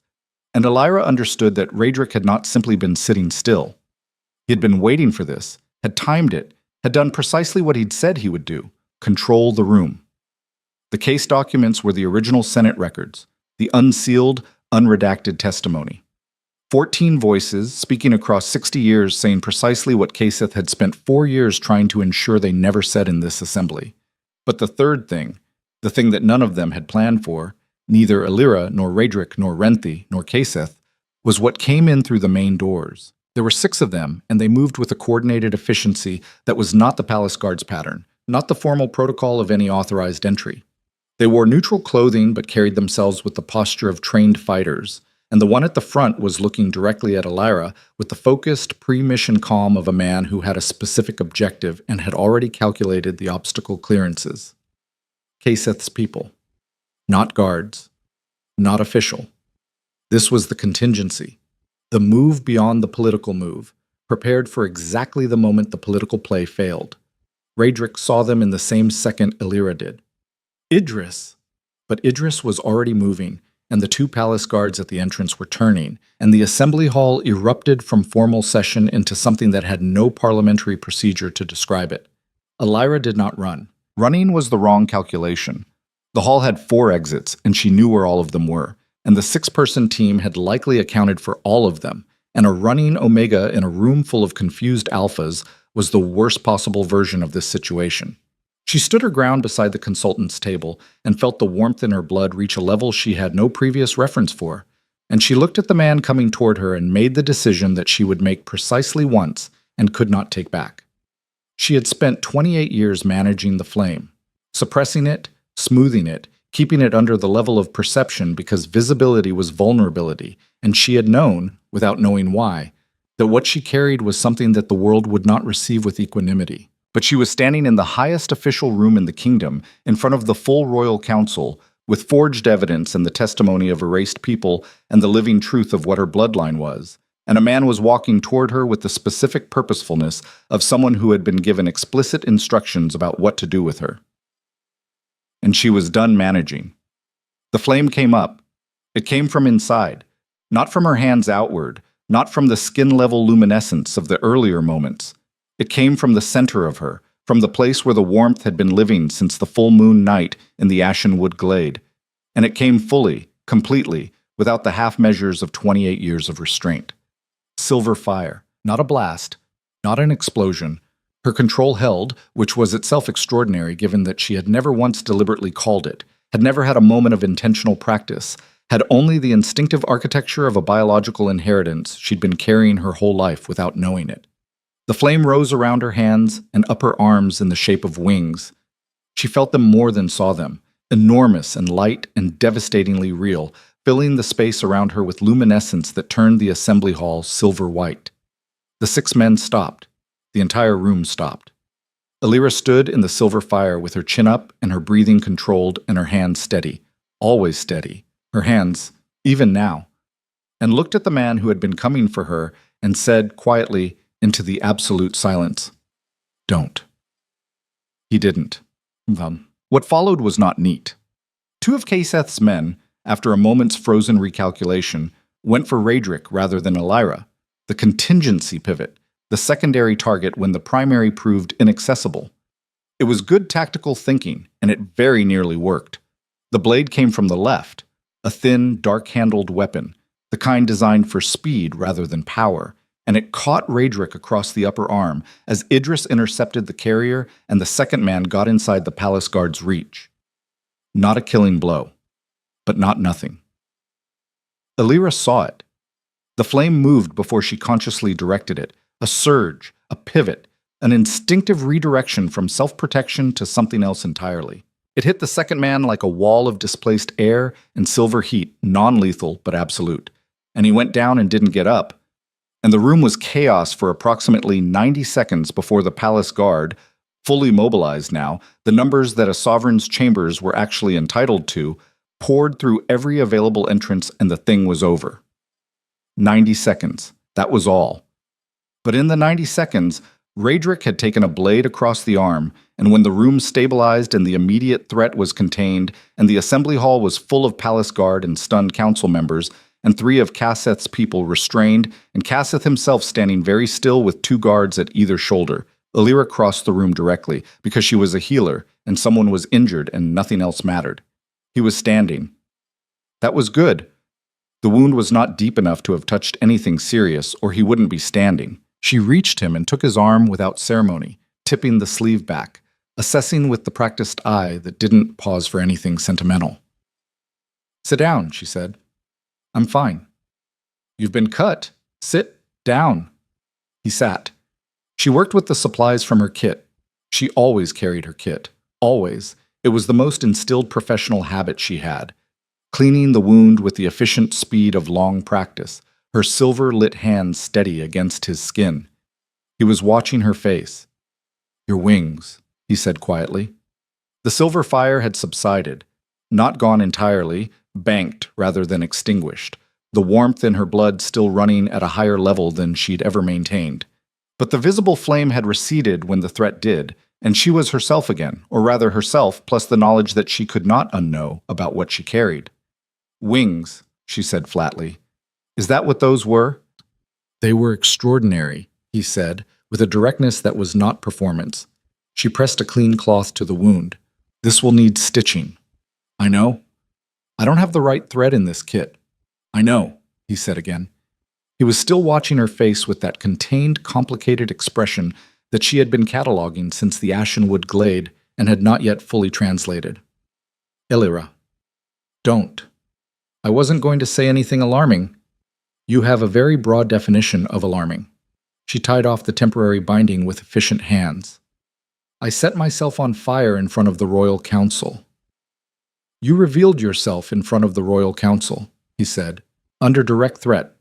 while standing your ground over documentation that proves your people were wrongfully erased. A pause. That's not the same thing. She looked at him. He looked back. Cassith, she said, is currently under guard. The council chair has opened a formal inquiry. The archive documents are sufficient to initiate proceedings. His voice was measured. This is not over. He has allies. The northern houses don't relinquish positions like this without response. I know. She sat back on her heels, still kneeling beside him, her warm hands in her lap. What happens now? He was quiet for a moment. The assembly hall was busy with the aftermath, people moving, talking, the deliberate, controlled energy of a crisis transitioning to procedure. But in the small space between the two of them, the noise was oddly distant. Now, he said, we do this correctly. The archive records go before the full council. The inquiry proceeds. Your testimony, what you know, what Renthi has documented, becomes the official counter-record. He looked at her steadily. And you're not going back to Thornridge. Not yet. Not until we know how many people Cassith has positioned in how many places. She thought about her cottage, her workbench, the Ashenwood Creek at dawn, the life she had built brick by careful brick at the edge of a world that hadn't known she existed. You're asking me to stay, she said. I'm telling you it's safer, he said.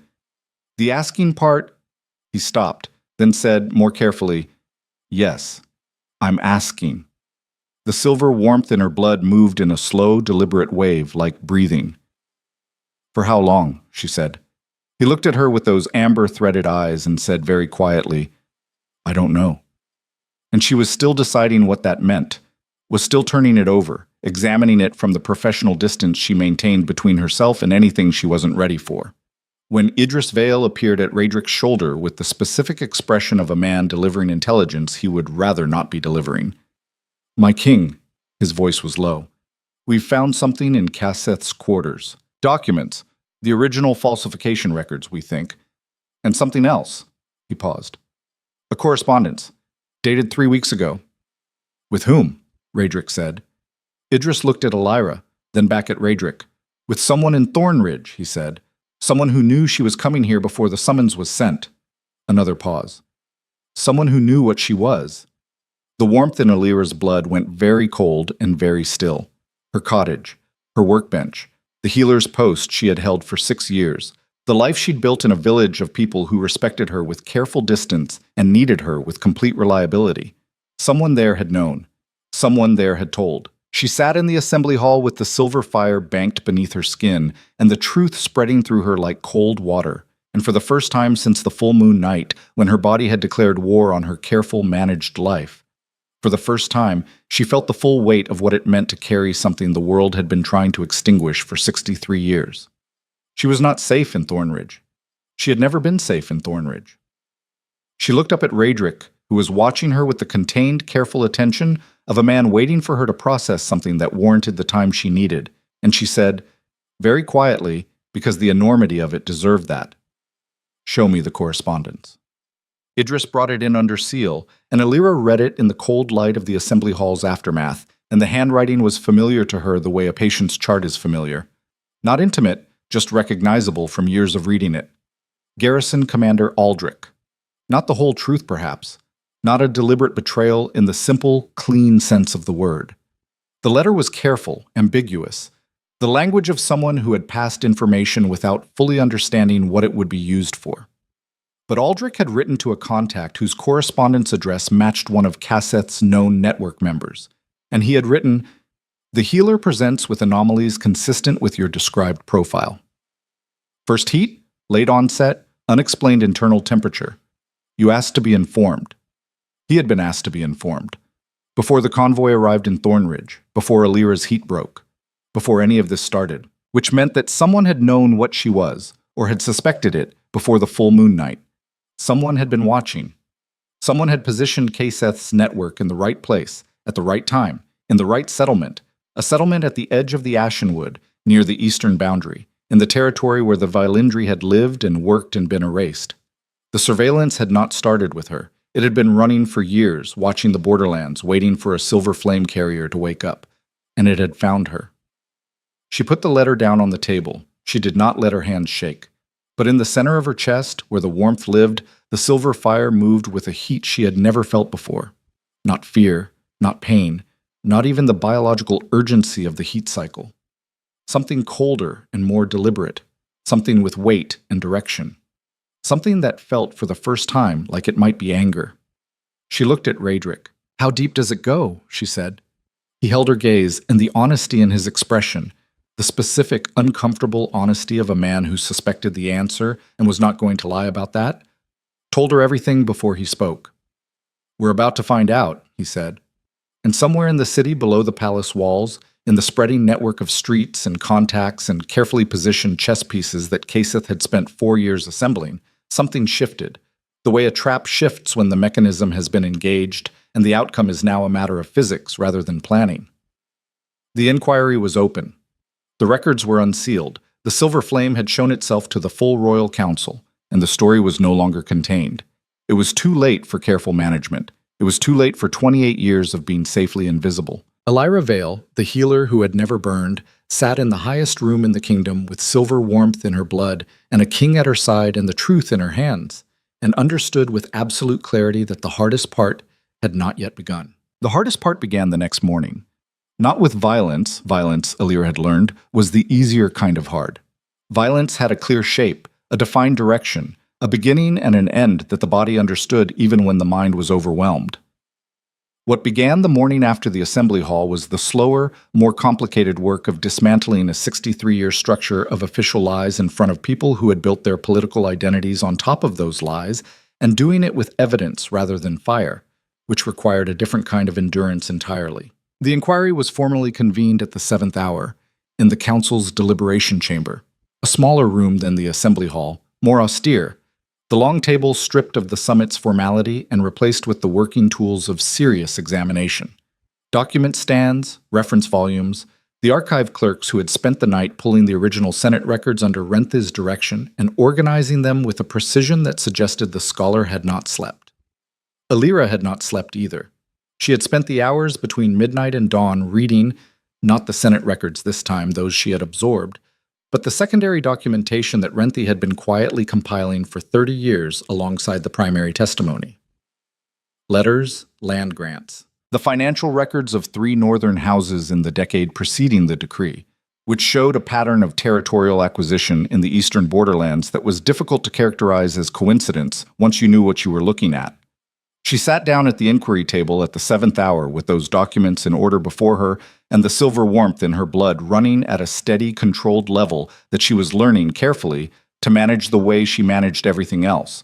Not suppressed, not unleashed, but directed. Raedric's arm had been stitched by the palace physician.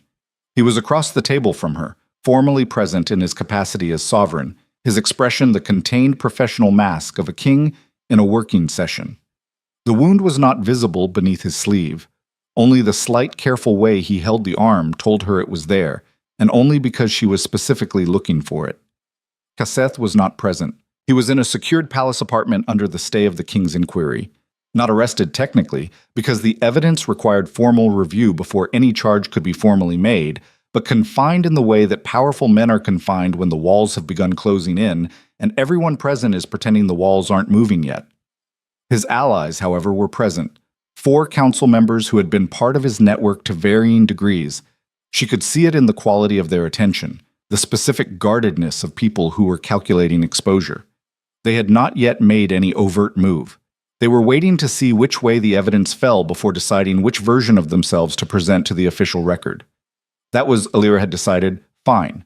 She didn't need their conversion. She needed their presence in the room when the truth was read into the official record, because witnesses who are calculating their own exposure are witnesses who cannot later claim they were absent. Session Chairman Aldrin opened the proceedings with a formal statement about the inquiry's scope, and Elira listened with half her attention and used the other half to look around the table and calculate, the way she calculated a difficult patient room. Who was persuadable, who was already against her, who was waiting for someone else to commit first. Then Renthi stood up, and the morning's work began. Count. The scholar presented the documentation with the systematic thoroughness of someone who had spent 30 years preparing for exactly this moment and was not going to rush it because urgency implied uncertainty. She was unhurried and immovable, laying out the chain of evidence with the patience of deep expertise, and she did not apologize for the length of it or the detail. The original Senate testimony first, the 14 community leaders, their statements read in full into the session record for the first time in 63 years. Illyra listened to Sirev's testimony read aloud and kept her expression still, though the warmth in her chest moved with each sentence in a way that was neither heat nor pain, but something adjacently connected to both. Then the financial records, the land acquisition patterns, the correspondence between the three northern houses and the inquiry committee chair, not direct orders, nothing so blunt as that, but the currency of political influence, favors offered, appointments mentioned, the texture of a negotiation conducted through implication and understood expectation.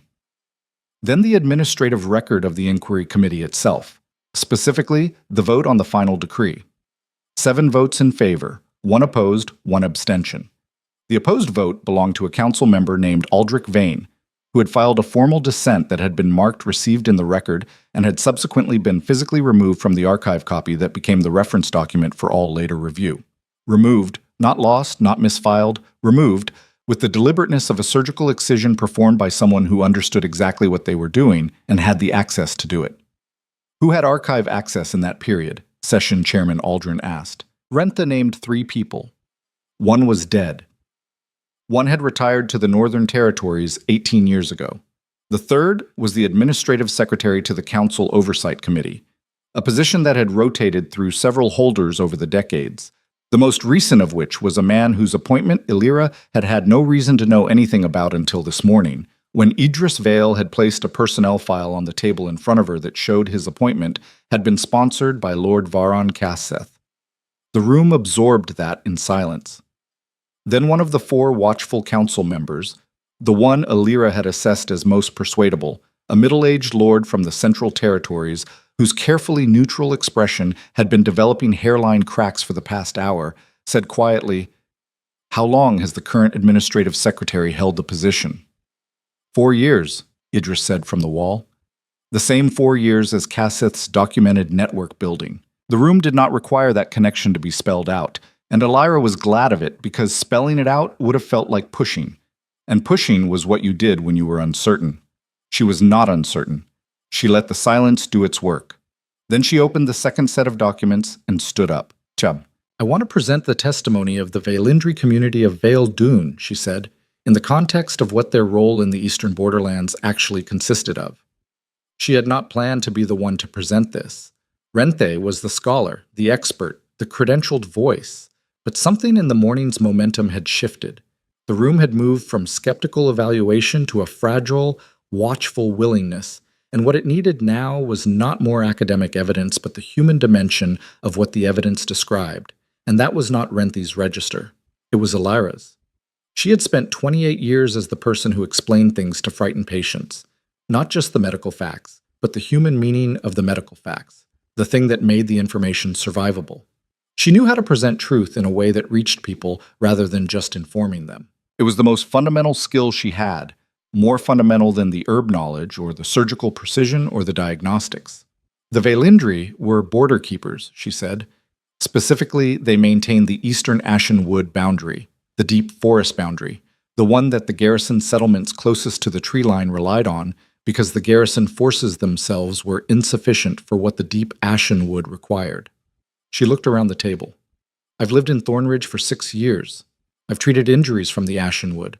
I've spoken to hunters who won't go past the 3rd tree line after dark. I've collected data on the seasonal patterns of what comes out of that forest when the boundaries aren't maintained." She paused. The Vailindri maintained those boundaries for 300 years. When they were erased, that stopped. A garrison commander near the end of the table said, "We have reports from the eastern settlements. Increased boundary incidents over the past 6 decades. Yes, Illyra said, you do, because the protection stopped. She pulled a map from her documents, the eastern borderlands, the settlement distribution, the Ashen Woods extent marked in detail. Vaeldun was here. The 14 families of the community covered this boundary section, approximately 40 miles of active frontier. When they were relocated, that section went dark. She indicated the settlements that fell within that boundary zone. 3 were abandoned in the first decade after the decree. 2 more in the second decade. The current eastern settlements, including Thornridge, are operating with significantly reduced population and increased garrison costs because the boundary work that the Valindri did for free as a community service is now being attempted with garrison resources at considerably less effectiveness. The room was very quiet. She kept going. The silver flame isn't a weapon, she said. It was never described as a weapon in any pre-decree document. Not the community testimony, not the regional lord agreements, not the land grants. It's described as a boundary mechanism, a biological ability to read and reinforce the natural barriers that exist at the edge of the old forest. The Valindri weren't powerful because they could burn things. They were valuable because they could maintain a boundary that kept 60 miles of frontier settlements functional without requiring a permanent military garrison that the crown couldn't afford. She looked at Raedric directly for the first time since the session had opened. That was what 3 northern houses decided was inconvenient enough to erase. The quality of Raedric's stillness had shifted. She could read it, had been reading his expression across rooms for weeks now, had developed the same fluency with his face that she developed with long-term patience. He was not surprised by the content. He had read Renthe's work, but the hearing of it, presented like this, in this room, in her voice, something in his expression had the quality of something being confirmed at a depth that knowledge alone hadn't reached. He said nothing. He was the king, and he was presiding, and he was letting the evidence work. But his amber-threaded eyes stayed on her for a moment past professional, and she acknowledged it in the way she was learning to acknowledge all the things that lived in the spaces between herself and the Alpha King, directly, without dismissal, and then forward to the next necessary thing. "I'm not here to ask for anything," she said to the room. "I'm not asking for restoration or reparation or formal recognition of a bloodline most of you didn't know existed yesterday. I'm presenting documented evidence of a falsification that has been embedded in this kingdom's official record for 63 years, and I'm asking this council to read that evidence and update the record to reflect what actually happened." She gathered her documents with steady hands. "That's all. The truth doesn't require anyone's generosity. It only requires that people stop actively suppressing it." She sat down. The room held the silence for a moment. Then Aldrin said, in the measured tone of someone choosing his next words with precision, "The inquiry will recess for 30 minutes to allow the council members to review the presented documentation." The recess happened in the small adjoining room where the session staff managed documents, and it was in that room, while Elira stood at a window looking out at the palace's interior courtyard and trying to determine whether her hands were steady enough to drink the tea someone had placed near her, that the first crack appeared. It was not a conversion. It was not an apology. It was Lord Fenrath, the persuadable council member from the Central Territories, appearing at her elbow with his cup of tea and his carefully constructed neutral expression, and saying without preamble, "The land grant documentation, the one showing House Kaseth's acquisition in the eastern borderlands in the year following the decree." "Yes," she said. "I want to be sure I understand the timeline correctly." His voice was low, not quite quiet enough to be private, but not carrying. "The inquiry was initiated in the winter of that year. The decree passed in the spring. The land transfer occurred in the summer." "Yes." He was quiet for a moment. "I've sat on this council for 14 years, he said. "I've voted on approximately 800 matters of record.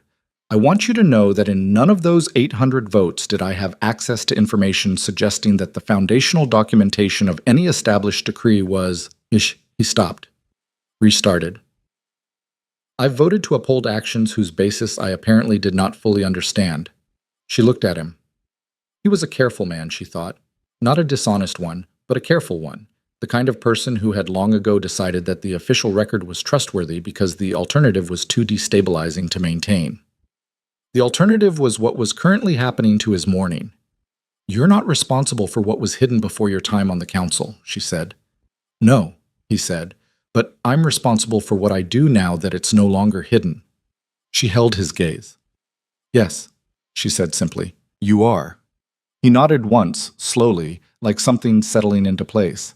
Then he took his tea and went back into the deliberation chamber, and Elira stood at the window for a moment longer before she followed, and the warmth in her blood moved with a steadier pulse. Not calm, exactly, but grounded. Present. Something that felt cautiously like the beginning of solid ground. The afternoon session was different from the morning.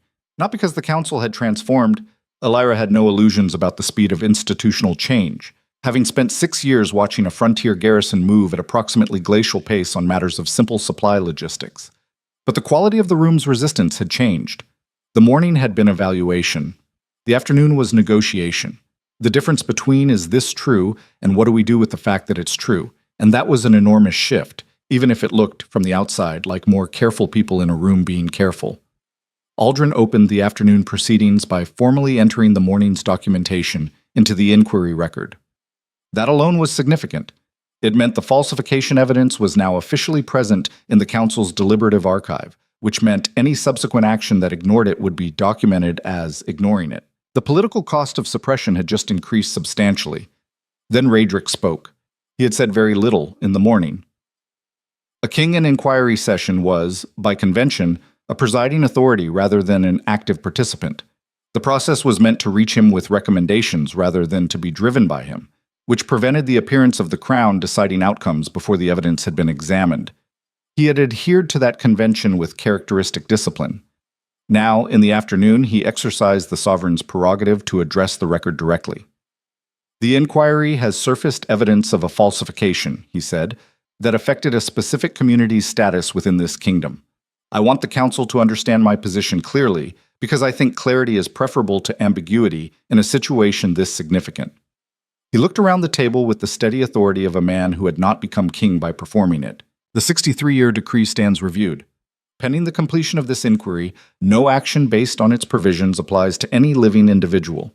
That is the Crown's position as of this session. One of Kaseth's 4 allies said carefully, "The decree was passed by the full Council." "Under falsified evidence," Raedric said without heat. "A decree passed under falsified evidence doesn't become more legitimate because it has stood for 63 years. It becomes more urgent to correct." He paused. "If the Council's review confirms the falsification, and the evidence presented this morning strongly suggests it will, then the appropriate next step is not debate about whether the decree should be revisited. It's the formal process of correction. That process begins when this inquiry concludes." Another silence. But this one had a different texture than the morning's. Not resistance, not evaluation. The texture of people adjusting to a new center of gravity. Fenrath said from the middle of the table, "I think the inquiry should conclude today." 3 other voices, from different positions around the table, said variations of agreement within the following 10 seconds. Alira noted each one. Noted who did not speak. The math was shifting. Bashik. Keseth was brought before the inquiry at the 4th hour of the afternoon. He came with a composed face and a lawyer's posture. Upright, prepared. The specific self-containment of a man who had not yet decided to concede anything and was not going to be rushed into that decision by the room's atmosphere.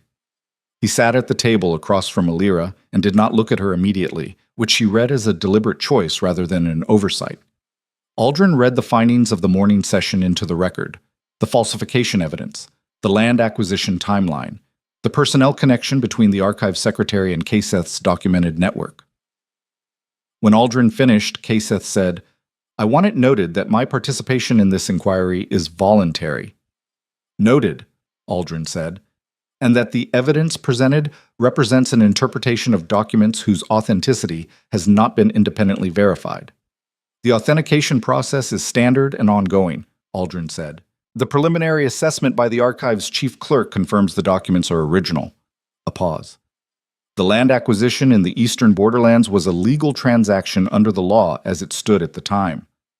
"Under a law based on a decree that the evidence suggests was founded on falsified testimony," Fenrath said, from the middle of the table, with the flat directness of a man who had finished being careful.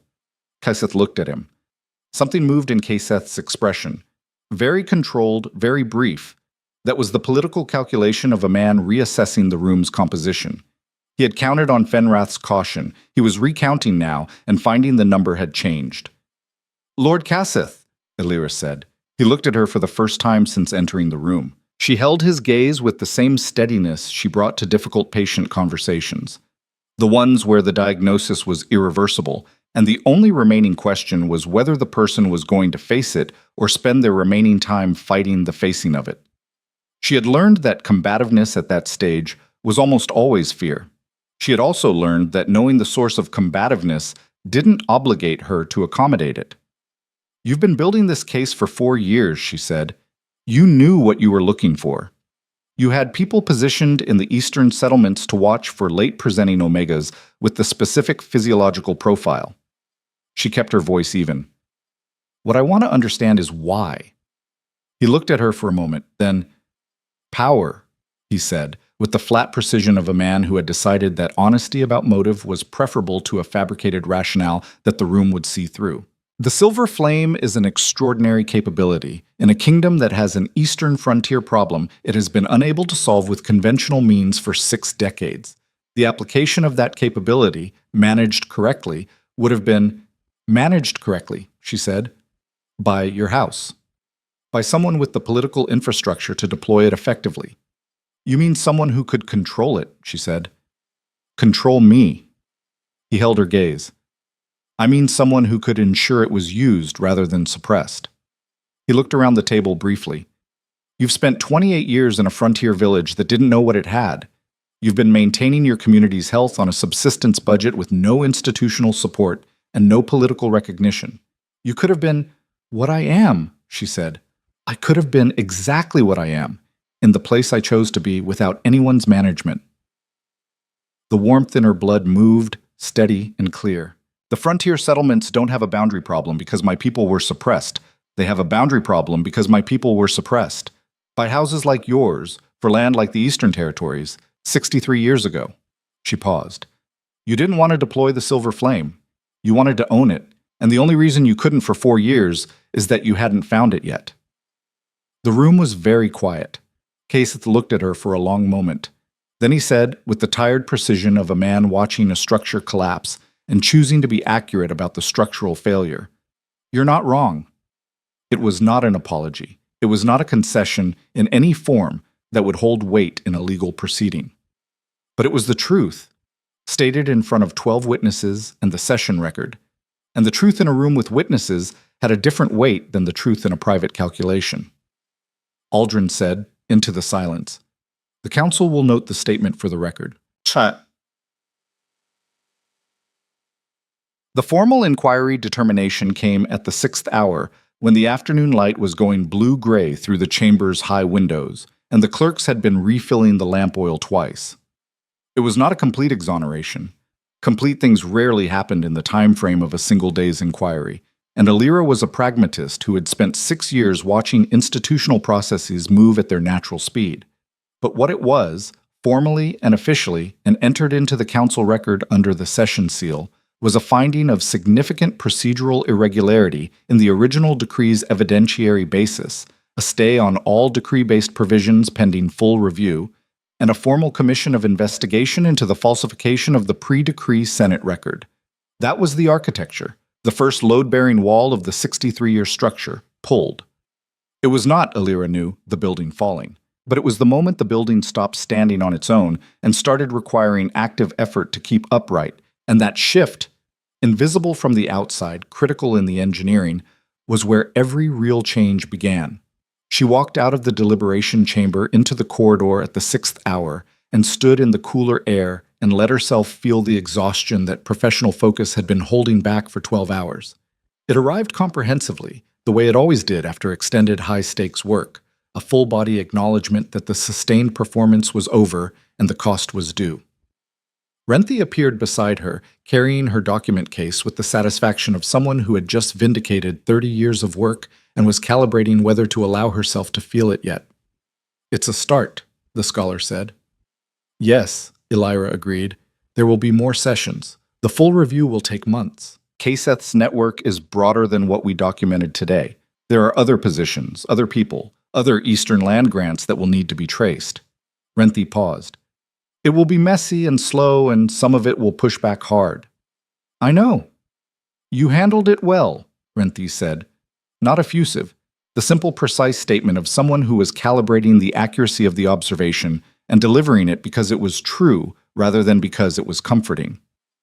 "You handled it exactly right." Alira looked at the corridor wall and felt the warmth in her blood move gently, the way it moved at rest now, but not dormant, not suppressed, but settled. Present without demanding. Learning, she was learning, to inhabit the same space as her daily life without overriding it. "My grandmother's name was in those records," she said, "not as testimony, as a child. Listed in the community census, Sirev's community, Vildun. She paused. She was 4 years old when the decree was passed. Rentha was quiet for a moment.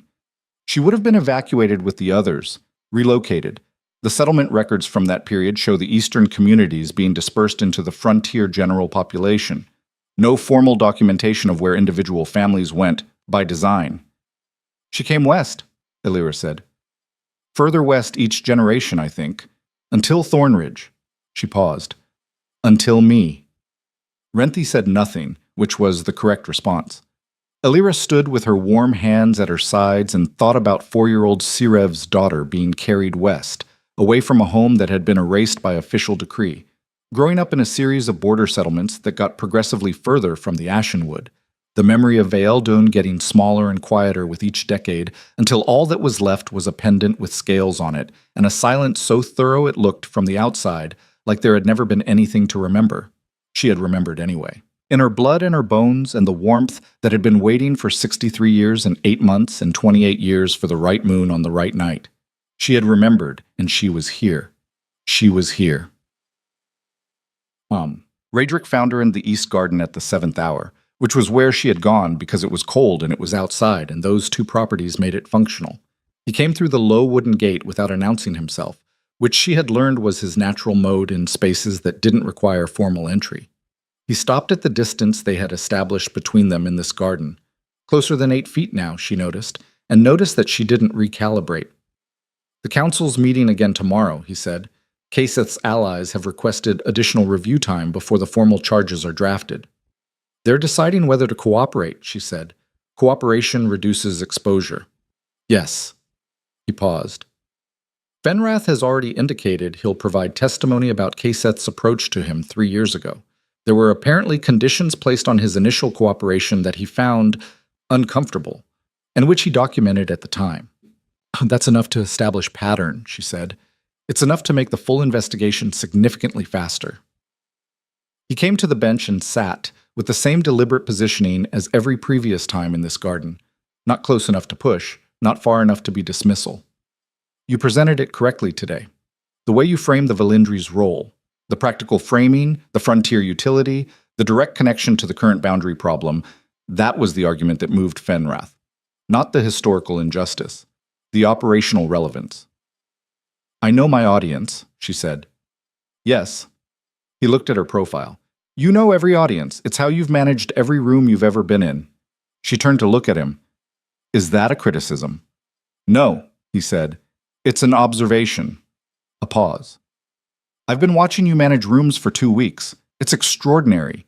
You read people the way I read terrain, automatically, continuously, with immediate tactical application. He held her gaze.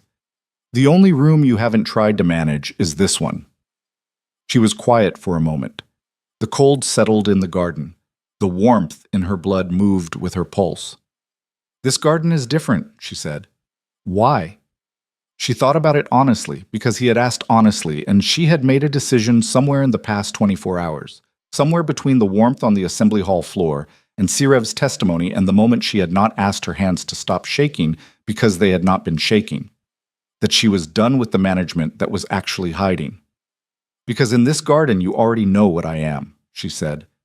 I don't have to decide how much to show you. It's, she searched for the precise word, restful. Something in his expression shifted, the complicated thing, the thing that lived underneath the king's control, surfacing briefly with an intensity that he let show rather than contained. Elira, he said. I know, she said quietly. I'm not sure you do. I know that what this is, whatever this is outside any category either of us has reliable maps for. She looked at the garden's practical herbs, the frost on the low shrubs, the dark stone walls. I know that it's been building since the Ashenwood, and that the visions and the warmth and the way I can find you in a palace of 300 rooms by something that isn't a sound or a scent, I know what the biology says about that. She paused. I know what the biology says, and I also know that I have been Omega for 28 years, and I have never once felt the pull that the textbooks describe, and I felt it in the first 5 seconds of you sitting 8 feet away from me in a frozen glade choosing not to use it, and... She stopped herself. Rebuilt the professional composure, but lightly this time, not the wall, just the frame. I'm saying it's complicated. Yes, he said. His voice was lower than usual. It is. The inquiry isn't finished, she said. No. Kaseth's network is larger than what we documented. Yes. My people, the Velindri, whatever remains of the eastern communities, we don't even know yet how many there are or where they went. That will take time. It will, he agreed. So there are significant practical obstacles, she said. Significant, he confirmed, and there was something in his voice that was not quite amusement, but was in the same territory. The recognition of a person identifying obstacles with comprehensive thoroughness as a way of managing the thing the obstacles were surrounding. She looked at him. You're not going to let me use the obstacles as reasons, she said. I'm not going to pressure you about anything, he said. I told you that in the beginning. He held her gaze. But I'm also not going to pretend the obstacles are the point, no. She sat with that for a moment. The cold and the warmth and the frost on the herbs, and the man who had sat 8 feet away in a moonlit glade and chosen restraint at considerable personal cost, and had sent a letter with 2 words at the bottom that were not administrative language, and had timed the archive records' arrival to the exact moment she needed them, and had said, I'm asking with the honesty of someone who didn't ask often. The warmth in her blood moved with a slow, certain pulse. Then what is the point? She said. He said simply, you are. What you carry is. What your people were and what you could restore. The boundary work, the eastern settlements, the 60 miles of frontier that's been dark for 63 years. He paused. That's worth defending, not because of what it provides the crown, because it's true and it was erased and it doesn't have to stay erased. He held her eyes. And so are you. Worth defending. Not as an asset, as yourself. The silence that followed was the garden's best silence, the full, quiet kind. That's a very large thing to say, she said finally. I know, he said. I'm aware of the size of it.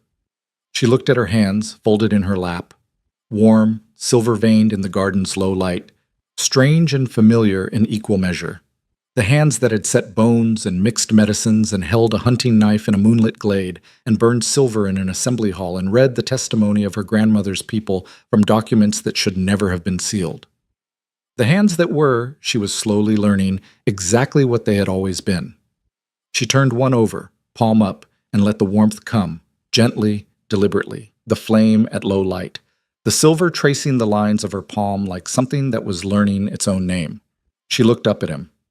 I'll stay, she said, until the inquiry concludes, until we know the full scope of the network and what's left of the eastern communities and what the boundary work actually requires. She paused. And after that, I'll decide after that. It was not everything. She knew he knew it wasn't everything, but the warmth in her blood was steady and clear. And when she looked at him, she did not look away. And the man who had been called the undefeated Alpha King, the man who swore never to bind himself to anyone, looked back at her with his amber-threaded eyes and the contained, complicated expression that she had been translating since the Ashenwood, and that she understood now, finally, fully. Not as control, but as respect for the speed at which she needed to move. After that, he said, is enough. The East Garden held the cold and the warmth between them, and the silver flame in her palm burned quietly in the dark, and in the palace archive above them, the unsealed testimony of 14 voices waited in the official record, and for the first time in 63 years, the silence that had been built around them was no longer holding. It was only just beginning to fall. The silence that had been built around them was only just beginning to fall, and it fell slowly, the way old structures fall, not in a single dramatic collapse, but in the gradual, irreversible surrender of load-bearing points one by one, until the morning came when you looked up and realized the sky was visible where the ceiling used to be. The weeks that followed the inquiry were not triumphant. They were work.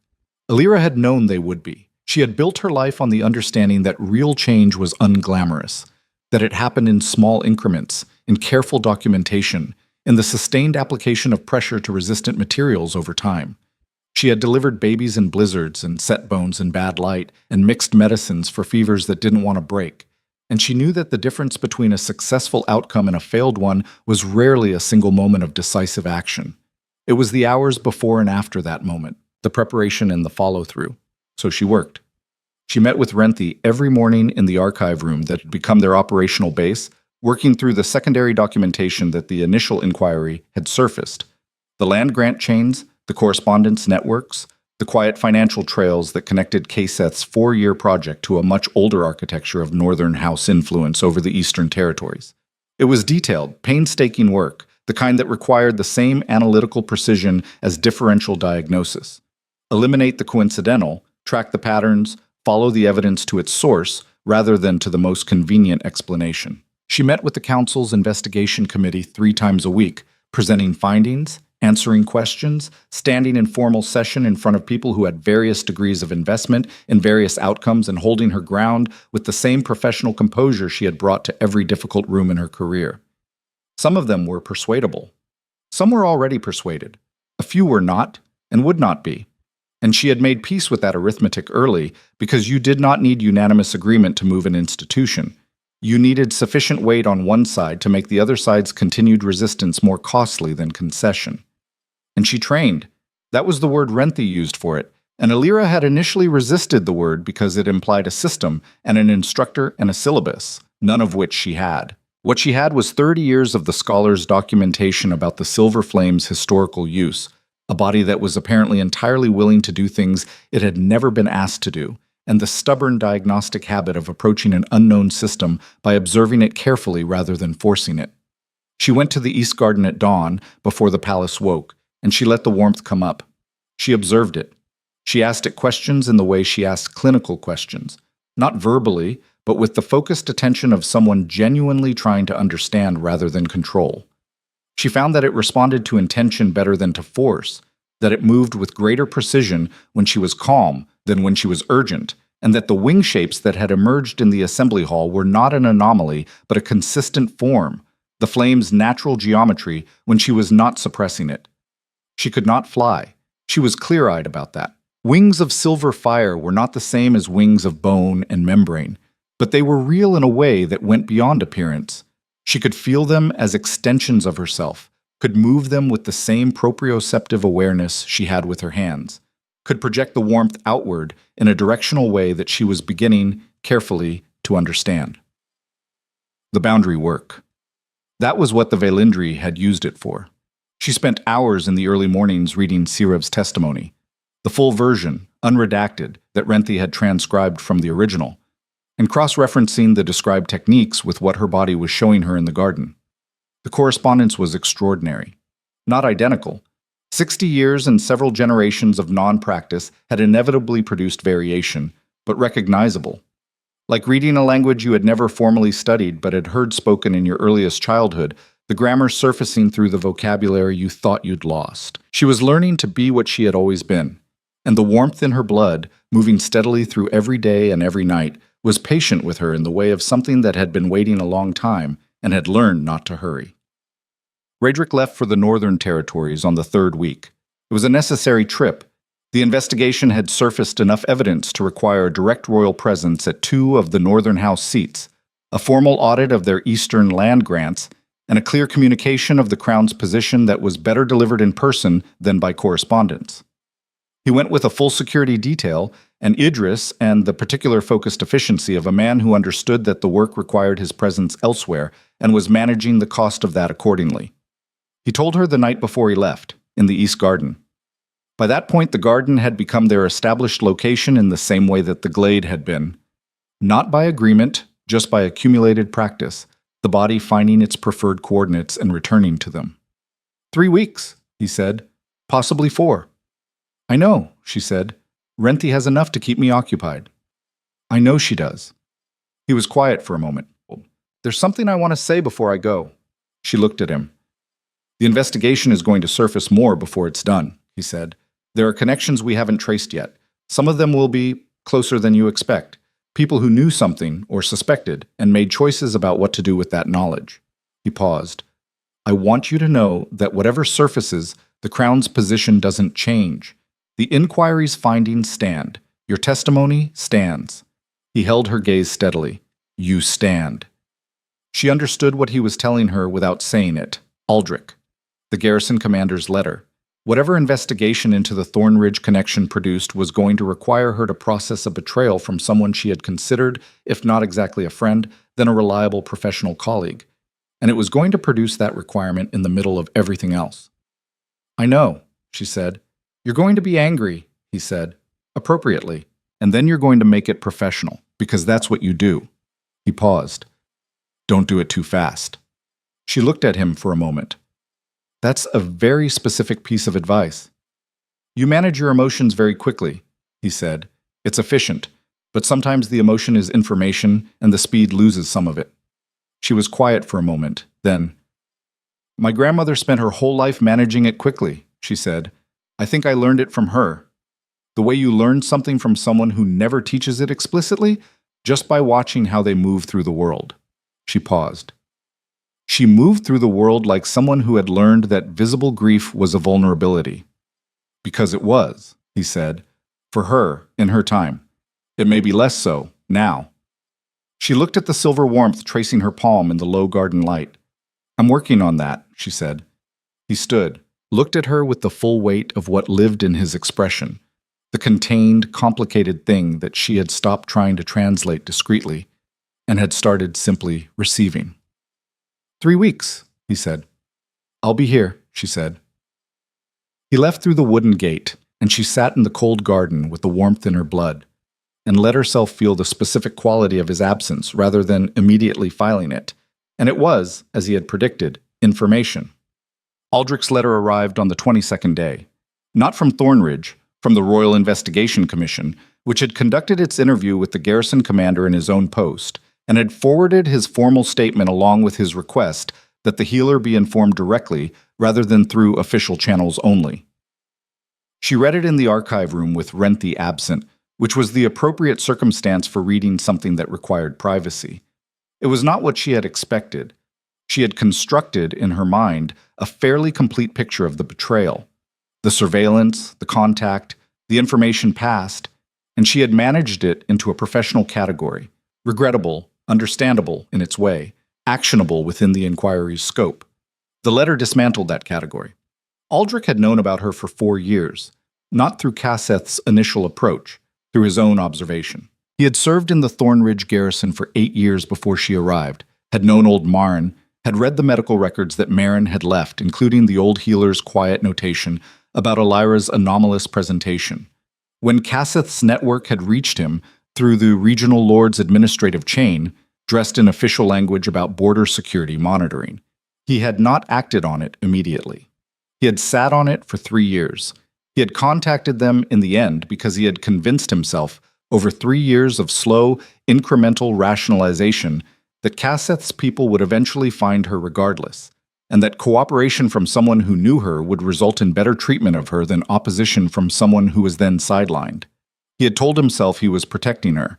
He had told himself repeatedly, with increasing desperation, that the information he was providing was minimal and the outcome would be managed. He had been wrong. He knew he had been wrong. The letter said so with the flat, unglamorous honesty of a man who had run out of rationalizations and was left with only the thing he had actually done. "I told myself I was keeping you safe," he had written, near the end, in his familiar, careful hand. "I know what that means. It means I was afraid, and I chose a fear I could manage over a truth I couldn't." She put the letter down, sat with it. She felt the anger. He had been right about that, Radric. The anger was there, and it was appropriate, and it was information.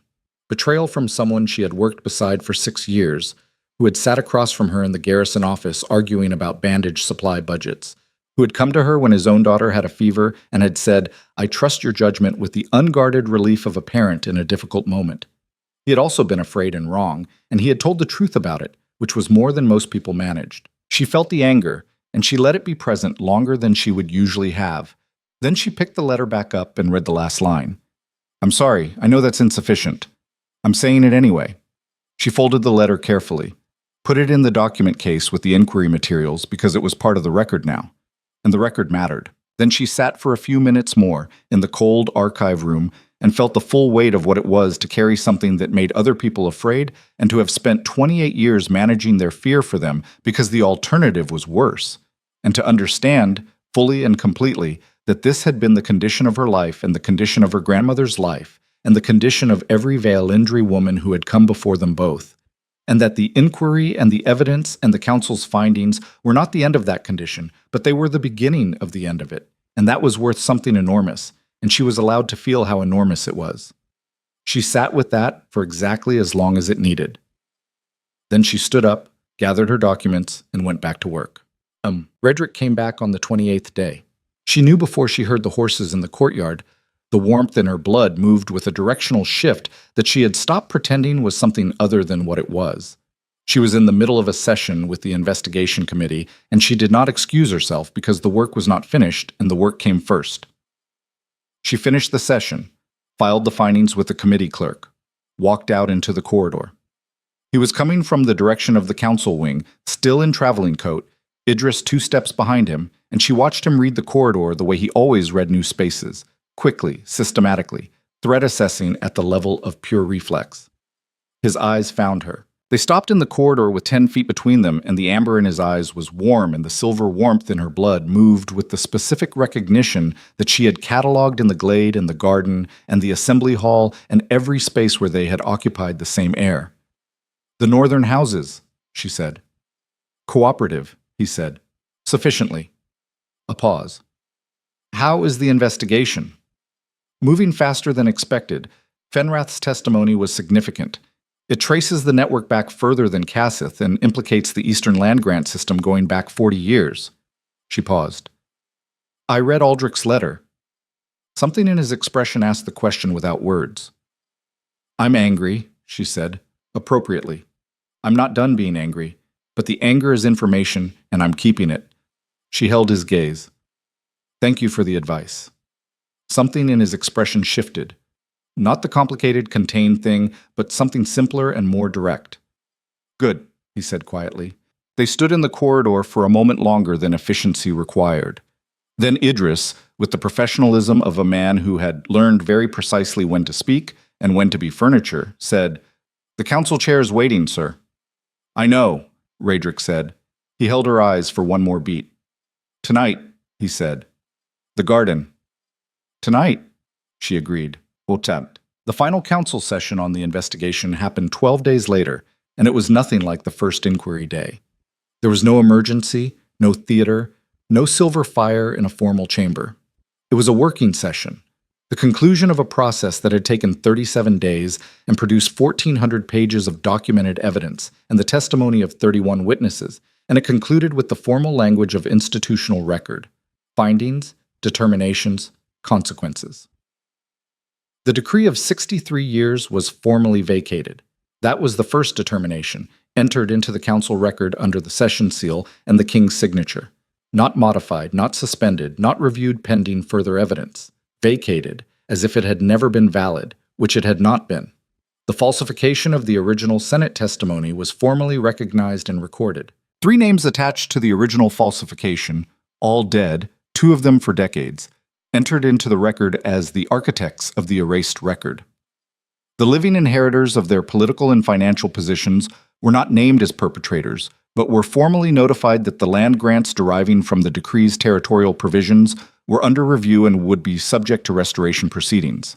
Lord Varan Cassith was formally charged with conspiracy to suppress archived royal testimony, interference with an official Senate record, and coordination of unauthorized surveillance of private individuals on Crown territory. The charges carried significant legal weight and a long road ahead in the kingdom's formal proceedings, because that was how legal proceedings worked, and there were no shortcuts available. But they were entered. They were real, they were permanent, and the Vaelindri, specifically the recognition that the bloodline existed among the current population of border settlements, were entered into the council record not as a security threat, not as a managed population, not as a designated anomaly requiring containment, but as a protected lineage with historical service claims on the Eastern Territories and the right to their own community organization. That last determination had been Redrick's. He had drafted it himself, and he had presented it to the council in the session's final hour, and he had said, in the quiet, uncompromising voice of a king who had made a decision that was not going to be negotiated, "This is the Crown's position. It is not a recommendation. It reflects what the evidence requires and what basic justice has been owed for 63 years. No one contested it. Illyra sat in the consultation tier and read the formal language as the clerk read it aloud into the session record. And the warmth in her blood was very steady and very clear, and the silver light traced the backs of her hands where they rested on the table, visible, unmanaged, present. Fenrath, from his seat at the central table, looked at her. He gave a small, formal nod. Not warm, not performative. The nod of someone who had done the right thing at the cost of some discomfort and was not seeking credit for it. She nodded back. She went to the eastern Ashenwood boundary on the first clear day of early spring. Raedric rode with her, and Idris and a small guard contingent, because neither of them had become careless. And the road between Ealdonmere and the eastern territories was long, and the inquiry had established that Kaseth's network extended further than the capital. But for the last miles, approaching the tree line where the Ashenwood's eastern face began, the guard contingent fell back at a signal from Raedric, and they rode the last stretch alone. The Ashenwood in early spring was different from the frozen winter dark she had known it as. The trees were showing the first green at their highest branches, cautious, exploratory, the landscape holding its breath before committing to the season. The smell of the forest was complex and cold and deeply familiar in the way of something she had lived beside for 6 years without ever having permission to fully approach. She dismounted at this boundary line, the place where the frost grass ended and the Ashenwood's floor began, the root-cross threshold that hunters in Thornridge would not cross after dark. She stood at it and felt the silver flame in her blood respond to the forest with a recognition that was nothing like her own recognition. Older than that, deeper. It knew this place. Her blood knew it. "How does it feel?" Raedric said from beside her. He had dismounted too, standing at her shoulder at a comfortable distance, not the careful measured distance of the early weeks, just the natural proximity of two people standing together at something worth standing together before. "Like coming back to somewhere I've never been," she said. Then, because that was imprecise, and she was trying these days to be more precise about the things that mattered. "Like my grandmother came back. Through me." He was quiet, which was the right response. She stepped across the threshold. The Ashenwood received her the way it had never received her in 6 years of living at its edge. Not the resistant cold of an ancient forest tolerating a visitor, but the specific ease of a place that recognized what it was receiving. The warmth in her blood rose, meeting the forest's own deep ambient energy, with the particular resonance of two things that were made to work together, that had been separated by administrative decree and 63 years and the specific cruelty of people who had decided someone else's purpose was inconvenient. She walked 30 feet into the tree line and stopped and raised her hands. The silver flame came up, not the crisis response of the assembly hall, not the careful garden practice of dawn training. It came up fully, with the ease of something finally given adequate space, and the wings spread around her in the gray-green forest light with a scope and a brightness she had never yet produced. Silver fire against the ancient bark and the spring-bare branches, filling the Ashenwood's air with a warmth that moved outward from her in steady, concentric waves. She was not burning anything. She was reading. The flame was reading. The boundary, the specific frequencies of what lived in the deep Ashenwood beyond the third tree line, the places where the barrier had thinned over 63 years of neglect. She could feel them the way you feel a wound through cloth. Location, depth, urgency. A catalog of what needed to be done, offered to her by the blood knowledge of people who had done it for 3 centuries before a decree had said they couldn't. It would take time. It would take more than one person. There were others, she and Renthi had already begun finding them, the descendant communities in the eastern settlements, the people who carried the bloodline in varying degrees of expression, who had grown up in frontier villages with anomalous heat signatures and unexplained warmth in their hands, and grandmothers with silver pendants and silences too thorough to be accidental. It would take years of careful work and political navigation and the sustained pressure of continued truth-telling in a kingdom that was only now beginning to create the institutional space to receive it. But the Ashenwood's eastern boundary hummed against her palms, and the silver flame read the damage and knew it was repairable. And she stood in the spring forest with her arms wide and her wings blazing and felt, for the first time in 28 years of careful management and deliberate survival, something so large and so complete that it took her a long moment to find the word for it. Enough, not sufficient, not adequate. The deeper meaning, whole, sufficient unto itself. Nothing missing, nothing compensated for, nothing managed at the cost of something essential. Enough. Yeah, she heard him come into the forest behind her. Not trying to be quiet, she appreciated that, had always appreciated his habit of not performing stealth when there was no tactical reason for it. Just the sound of his boots on the root-crossed ground and the presence of him in the forest air, the wolf beneath the king's surface reading the same trees she was reading with its own deep instinctual grammar. She let the flame down to resting level and turned. He was standing 10 feet into the tree line, watching her with an expression that was not the complicated, contained thing.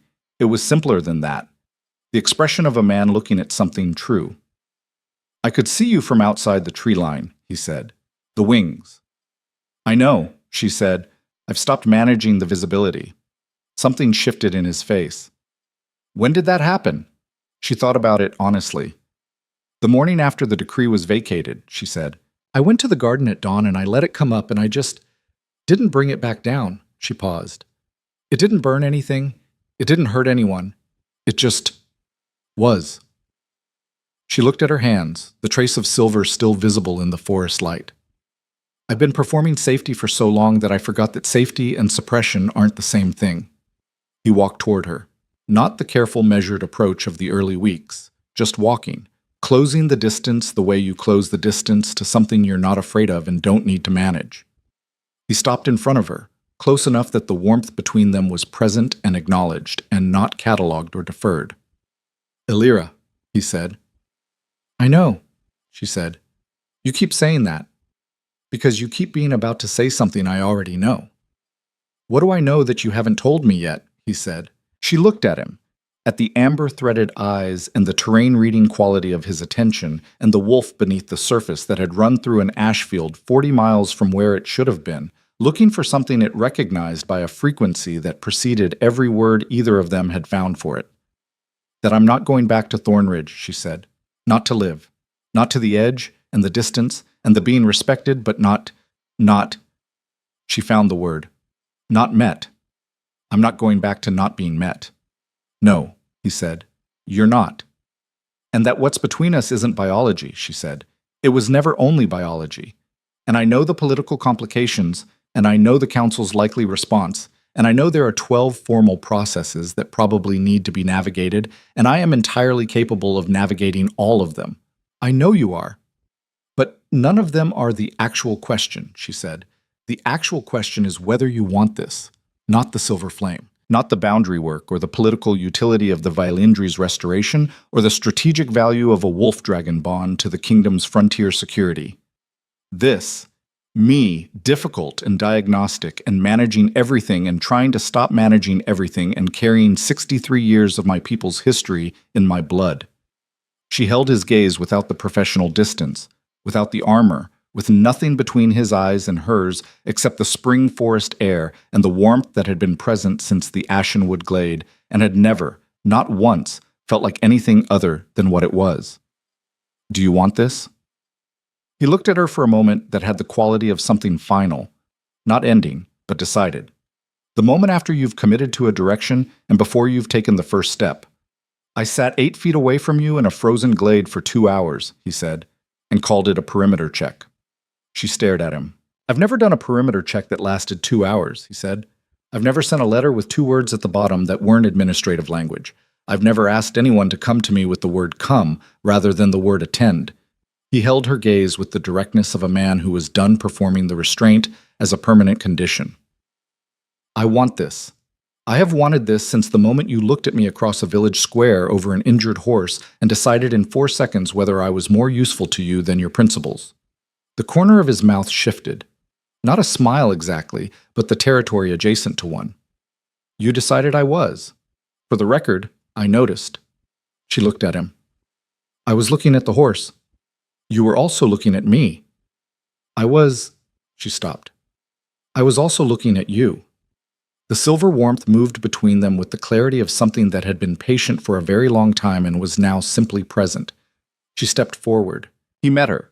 Not rushing, not performing, just closing the remaining distance with the intention of a man who had been holding himself at careful removes from something he wanted and was choosing, finally, to stop.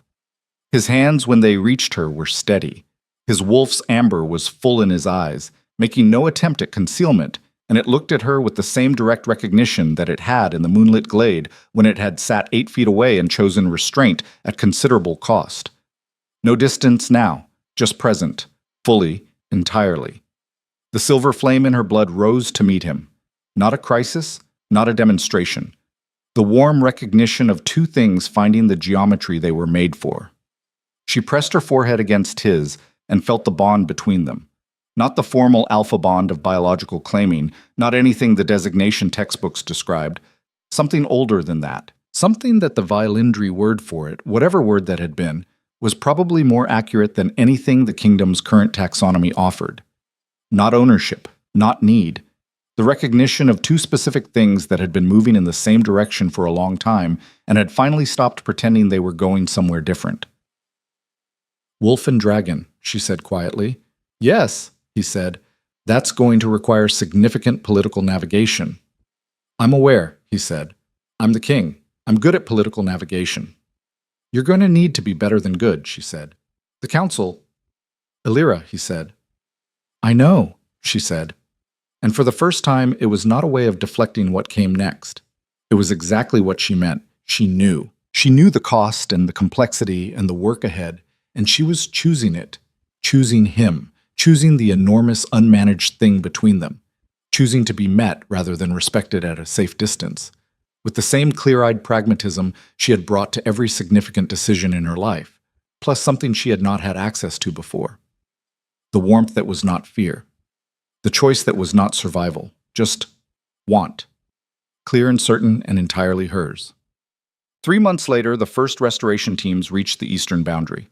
There were 9 of them, descendants of Violindri communities that Rente and the formal Restoration Commission had located in the eastern and central border settlements, ranging in age from 19 to 61, with varying degrees of silver flame expression and no formal training in anything except the ordinary survival skills of frontier living. They arrived in stages following the new eastern road that the commission had funded, and they stood at the Ashenwood boundary with the specific quality of people encountering something they had always known in their blood and had never had permission to approach. Illyra met them there. She was different from the woman who had stood at this boundary 3 months before. Not in the ways that were visible. She still had the red hair and the gray eyes and the healer's hands and the professional composure that was not armor so much as natural disposition. But the warmth she carried was not hidden and not performed. It simply was, moving in her blood with the steady permanence of something that had found its correct level and was content to remain there. She looked at 9 people who had spent their lives carrying something they didn't have words for, and she said, "Welcome back." It was not a speech. It was not the beginning of a formal address. It was simply the accurate thing, and sometimes the accurate thing was the only thing worth saying. The oldest of them, a woman from a settlement near the Greymoor foothills, 61 years old, with white hair and dark eyes, and hands that were warm in the specific way Illyra now recognized immediately, looked at her and let out a breath that seemed to come from somewhere very deep. "We heard about the inquiry," the woman said, "and the decree, and the everything." She paused. "We heard there was a healer from Thornridge." "Yes," Illyra said. "You did that. With significant help," Illyra said, which was accurate and important. "But you stood in the room." The woman's voice was quiet and direct. "You stood in the room and you didn't go out." Illyra thought about the assembly hall, the silver fire coming up, not as a crisis response, but as the only honest answer to a system that had been lying for 63 years. The moment she had felt for the first time the full truth of what she was carrying. "No," she said, "I didn't go out." The woman reached out and took her hands, the warm-handed grip of someone who recognized the specific warmth in Illyra's palms and was holding something of their own history in it. "Thank you," she said simply. Illyra held the grip, felt the warmth move between their hands in the quiet recognition of the same blood. "There's work to do," she said. "I know," the woman said. "We're ready." The day the castle lookout first reported her in the sky, it spread through the garrison and the village and the palace corridors in the particular way of things that are extraordinary enough to override ordinary discretion. People came to the high windows and the outer ramparts and the palace's east-facing terraces, and they looked up, and what they saw was not easy to describe in the language they had for things. Silver fire against the spring sky. Not incandescent, not terrifying, not the violence of the Assembly Hall crisis, just the clean, consistent brightness of something that had found its element. The wings were enormous, filling the sky above the palace with a span that the accounts would later describe variously and inaccurately because there was no existing reference to scale them against. She moved through the air with the proprioceptive ease of someone who had been practicing for 3 months, with the focused intensity of a person who does not do things by halves, and below her, on the ground at the base of the outer wall, the black wolf ran. Not raced, not chased. Ran.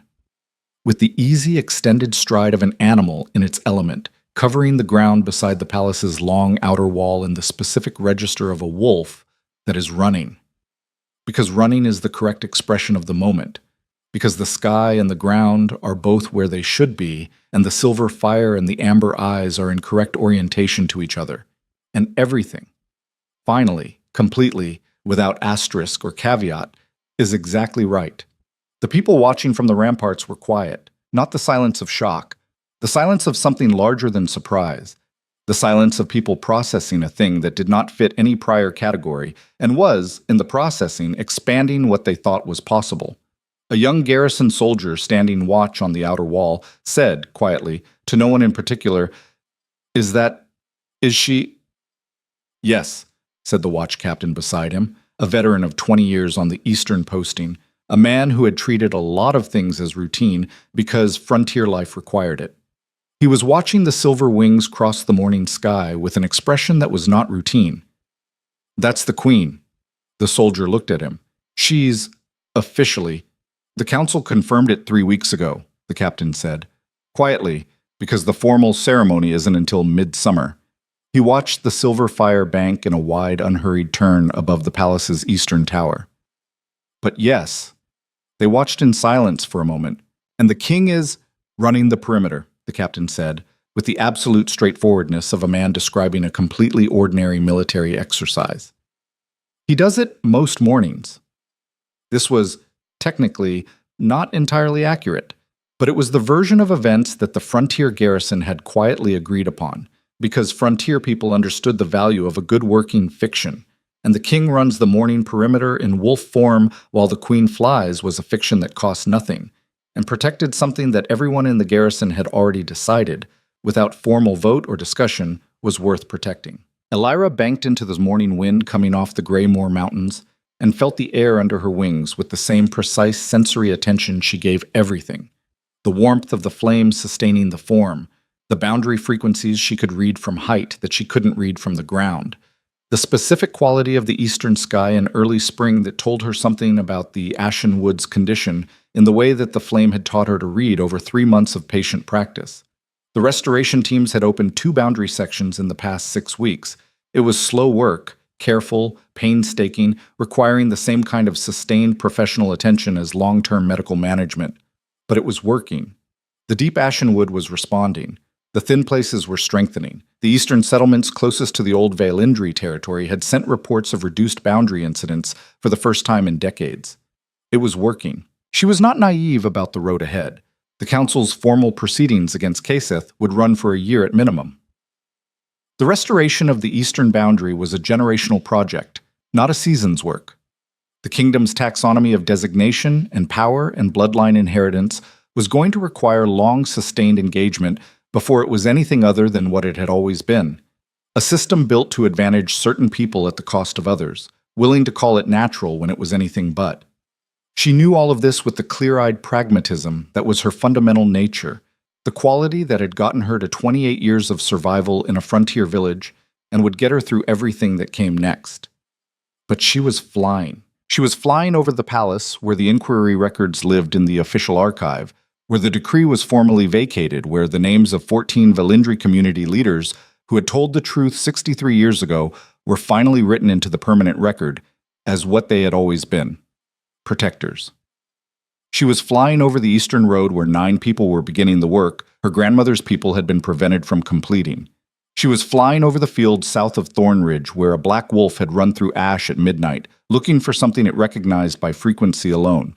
She was flying, and below her the Black Wolf ran, and the kingdom that had spent 63 years pretending her bloodline didn't exist was doing the slow, complicated, necessary work of learning what to do with the truth. It was not a simple morning. It was not a resolved world. The frontier was still harsh, and the Ashenwood was still dangerous, and the political structures were still full of people whose interests did not align with hers, and who had not been changed by the inquiry's findings, except in their calculation of risk. But she was here, and she was known, and the warmth in her blood was not hidden and not performed. It simply was. She banked one more time, high above the palace's eastern tower, the Greymoor Mountains on her left, and the long sweep of the borderlands on her right, the winter finally breaking below her into the uncertain beginning green of early spring, and she felt, moving through the silver flame that had waited 28 years and 63 years and 300 years for this morning, the specific quality of her grandmother's 4-year-old self being carried west through a forest that was losing its protectors. She felt it, and she felt it fully, without management, without efficiency, without the professional composure that had kept her upright through everything. She felt it, and then she flew. In the years that followed, the eastern boundary came back by inches and then by miles. The restoration communities grew. The frontier settlements reported changes in the Ashenwood's behavior that the garrison reports described in practical terms, and the people who lived near the tree line described in the older language, the language of something that remembered being protected. The formal ceremony at midsummer was attended by 1,200 people, including the 9 original restoration team members, and a garrison commander from Thornridge who had written a letter and was still quietly trying to deserve the fact that he had been permitted to come. Alira had made that decision herself, which was the appropriate person to make it. Renthi published her 30 years of research in the spring following the restoration's second year. It was not a bestseller. Important things rarely were, but it was accurate, and it was permanent, and it sat in the palace archive beside the unsealed Senate testimony and the vacated decree and the formal recognition of the Velindri bloodline, and it would be there long after everyone who had been present for any of this was gone. And in Thornridge, at the eastern edge of the Ashenwood, the old healer's cottage stood empty for one season. Then a new healer came, young, recently trained, recommended by Alira herself, and found the workbench and the herb garden and the lamp that had burned through too many early mornings, and set up practice in the way of someone beginning something that had been carefully tended and was ready to be passed on. The Ashenwood was quieter at the boundary than it had been.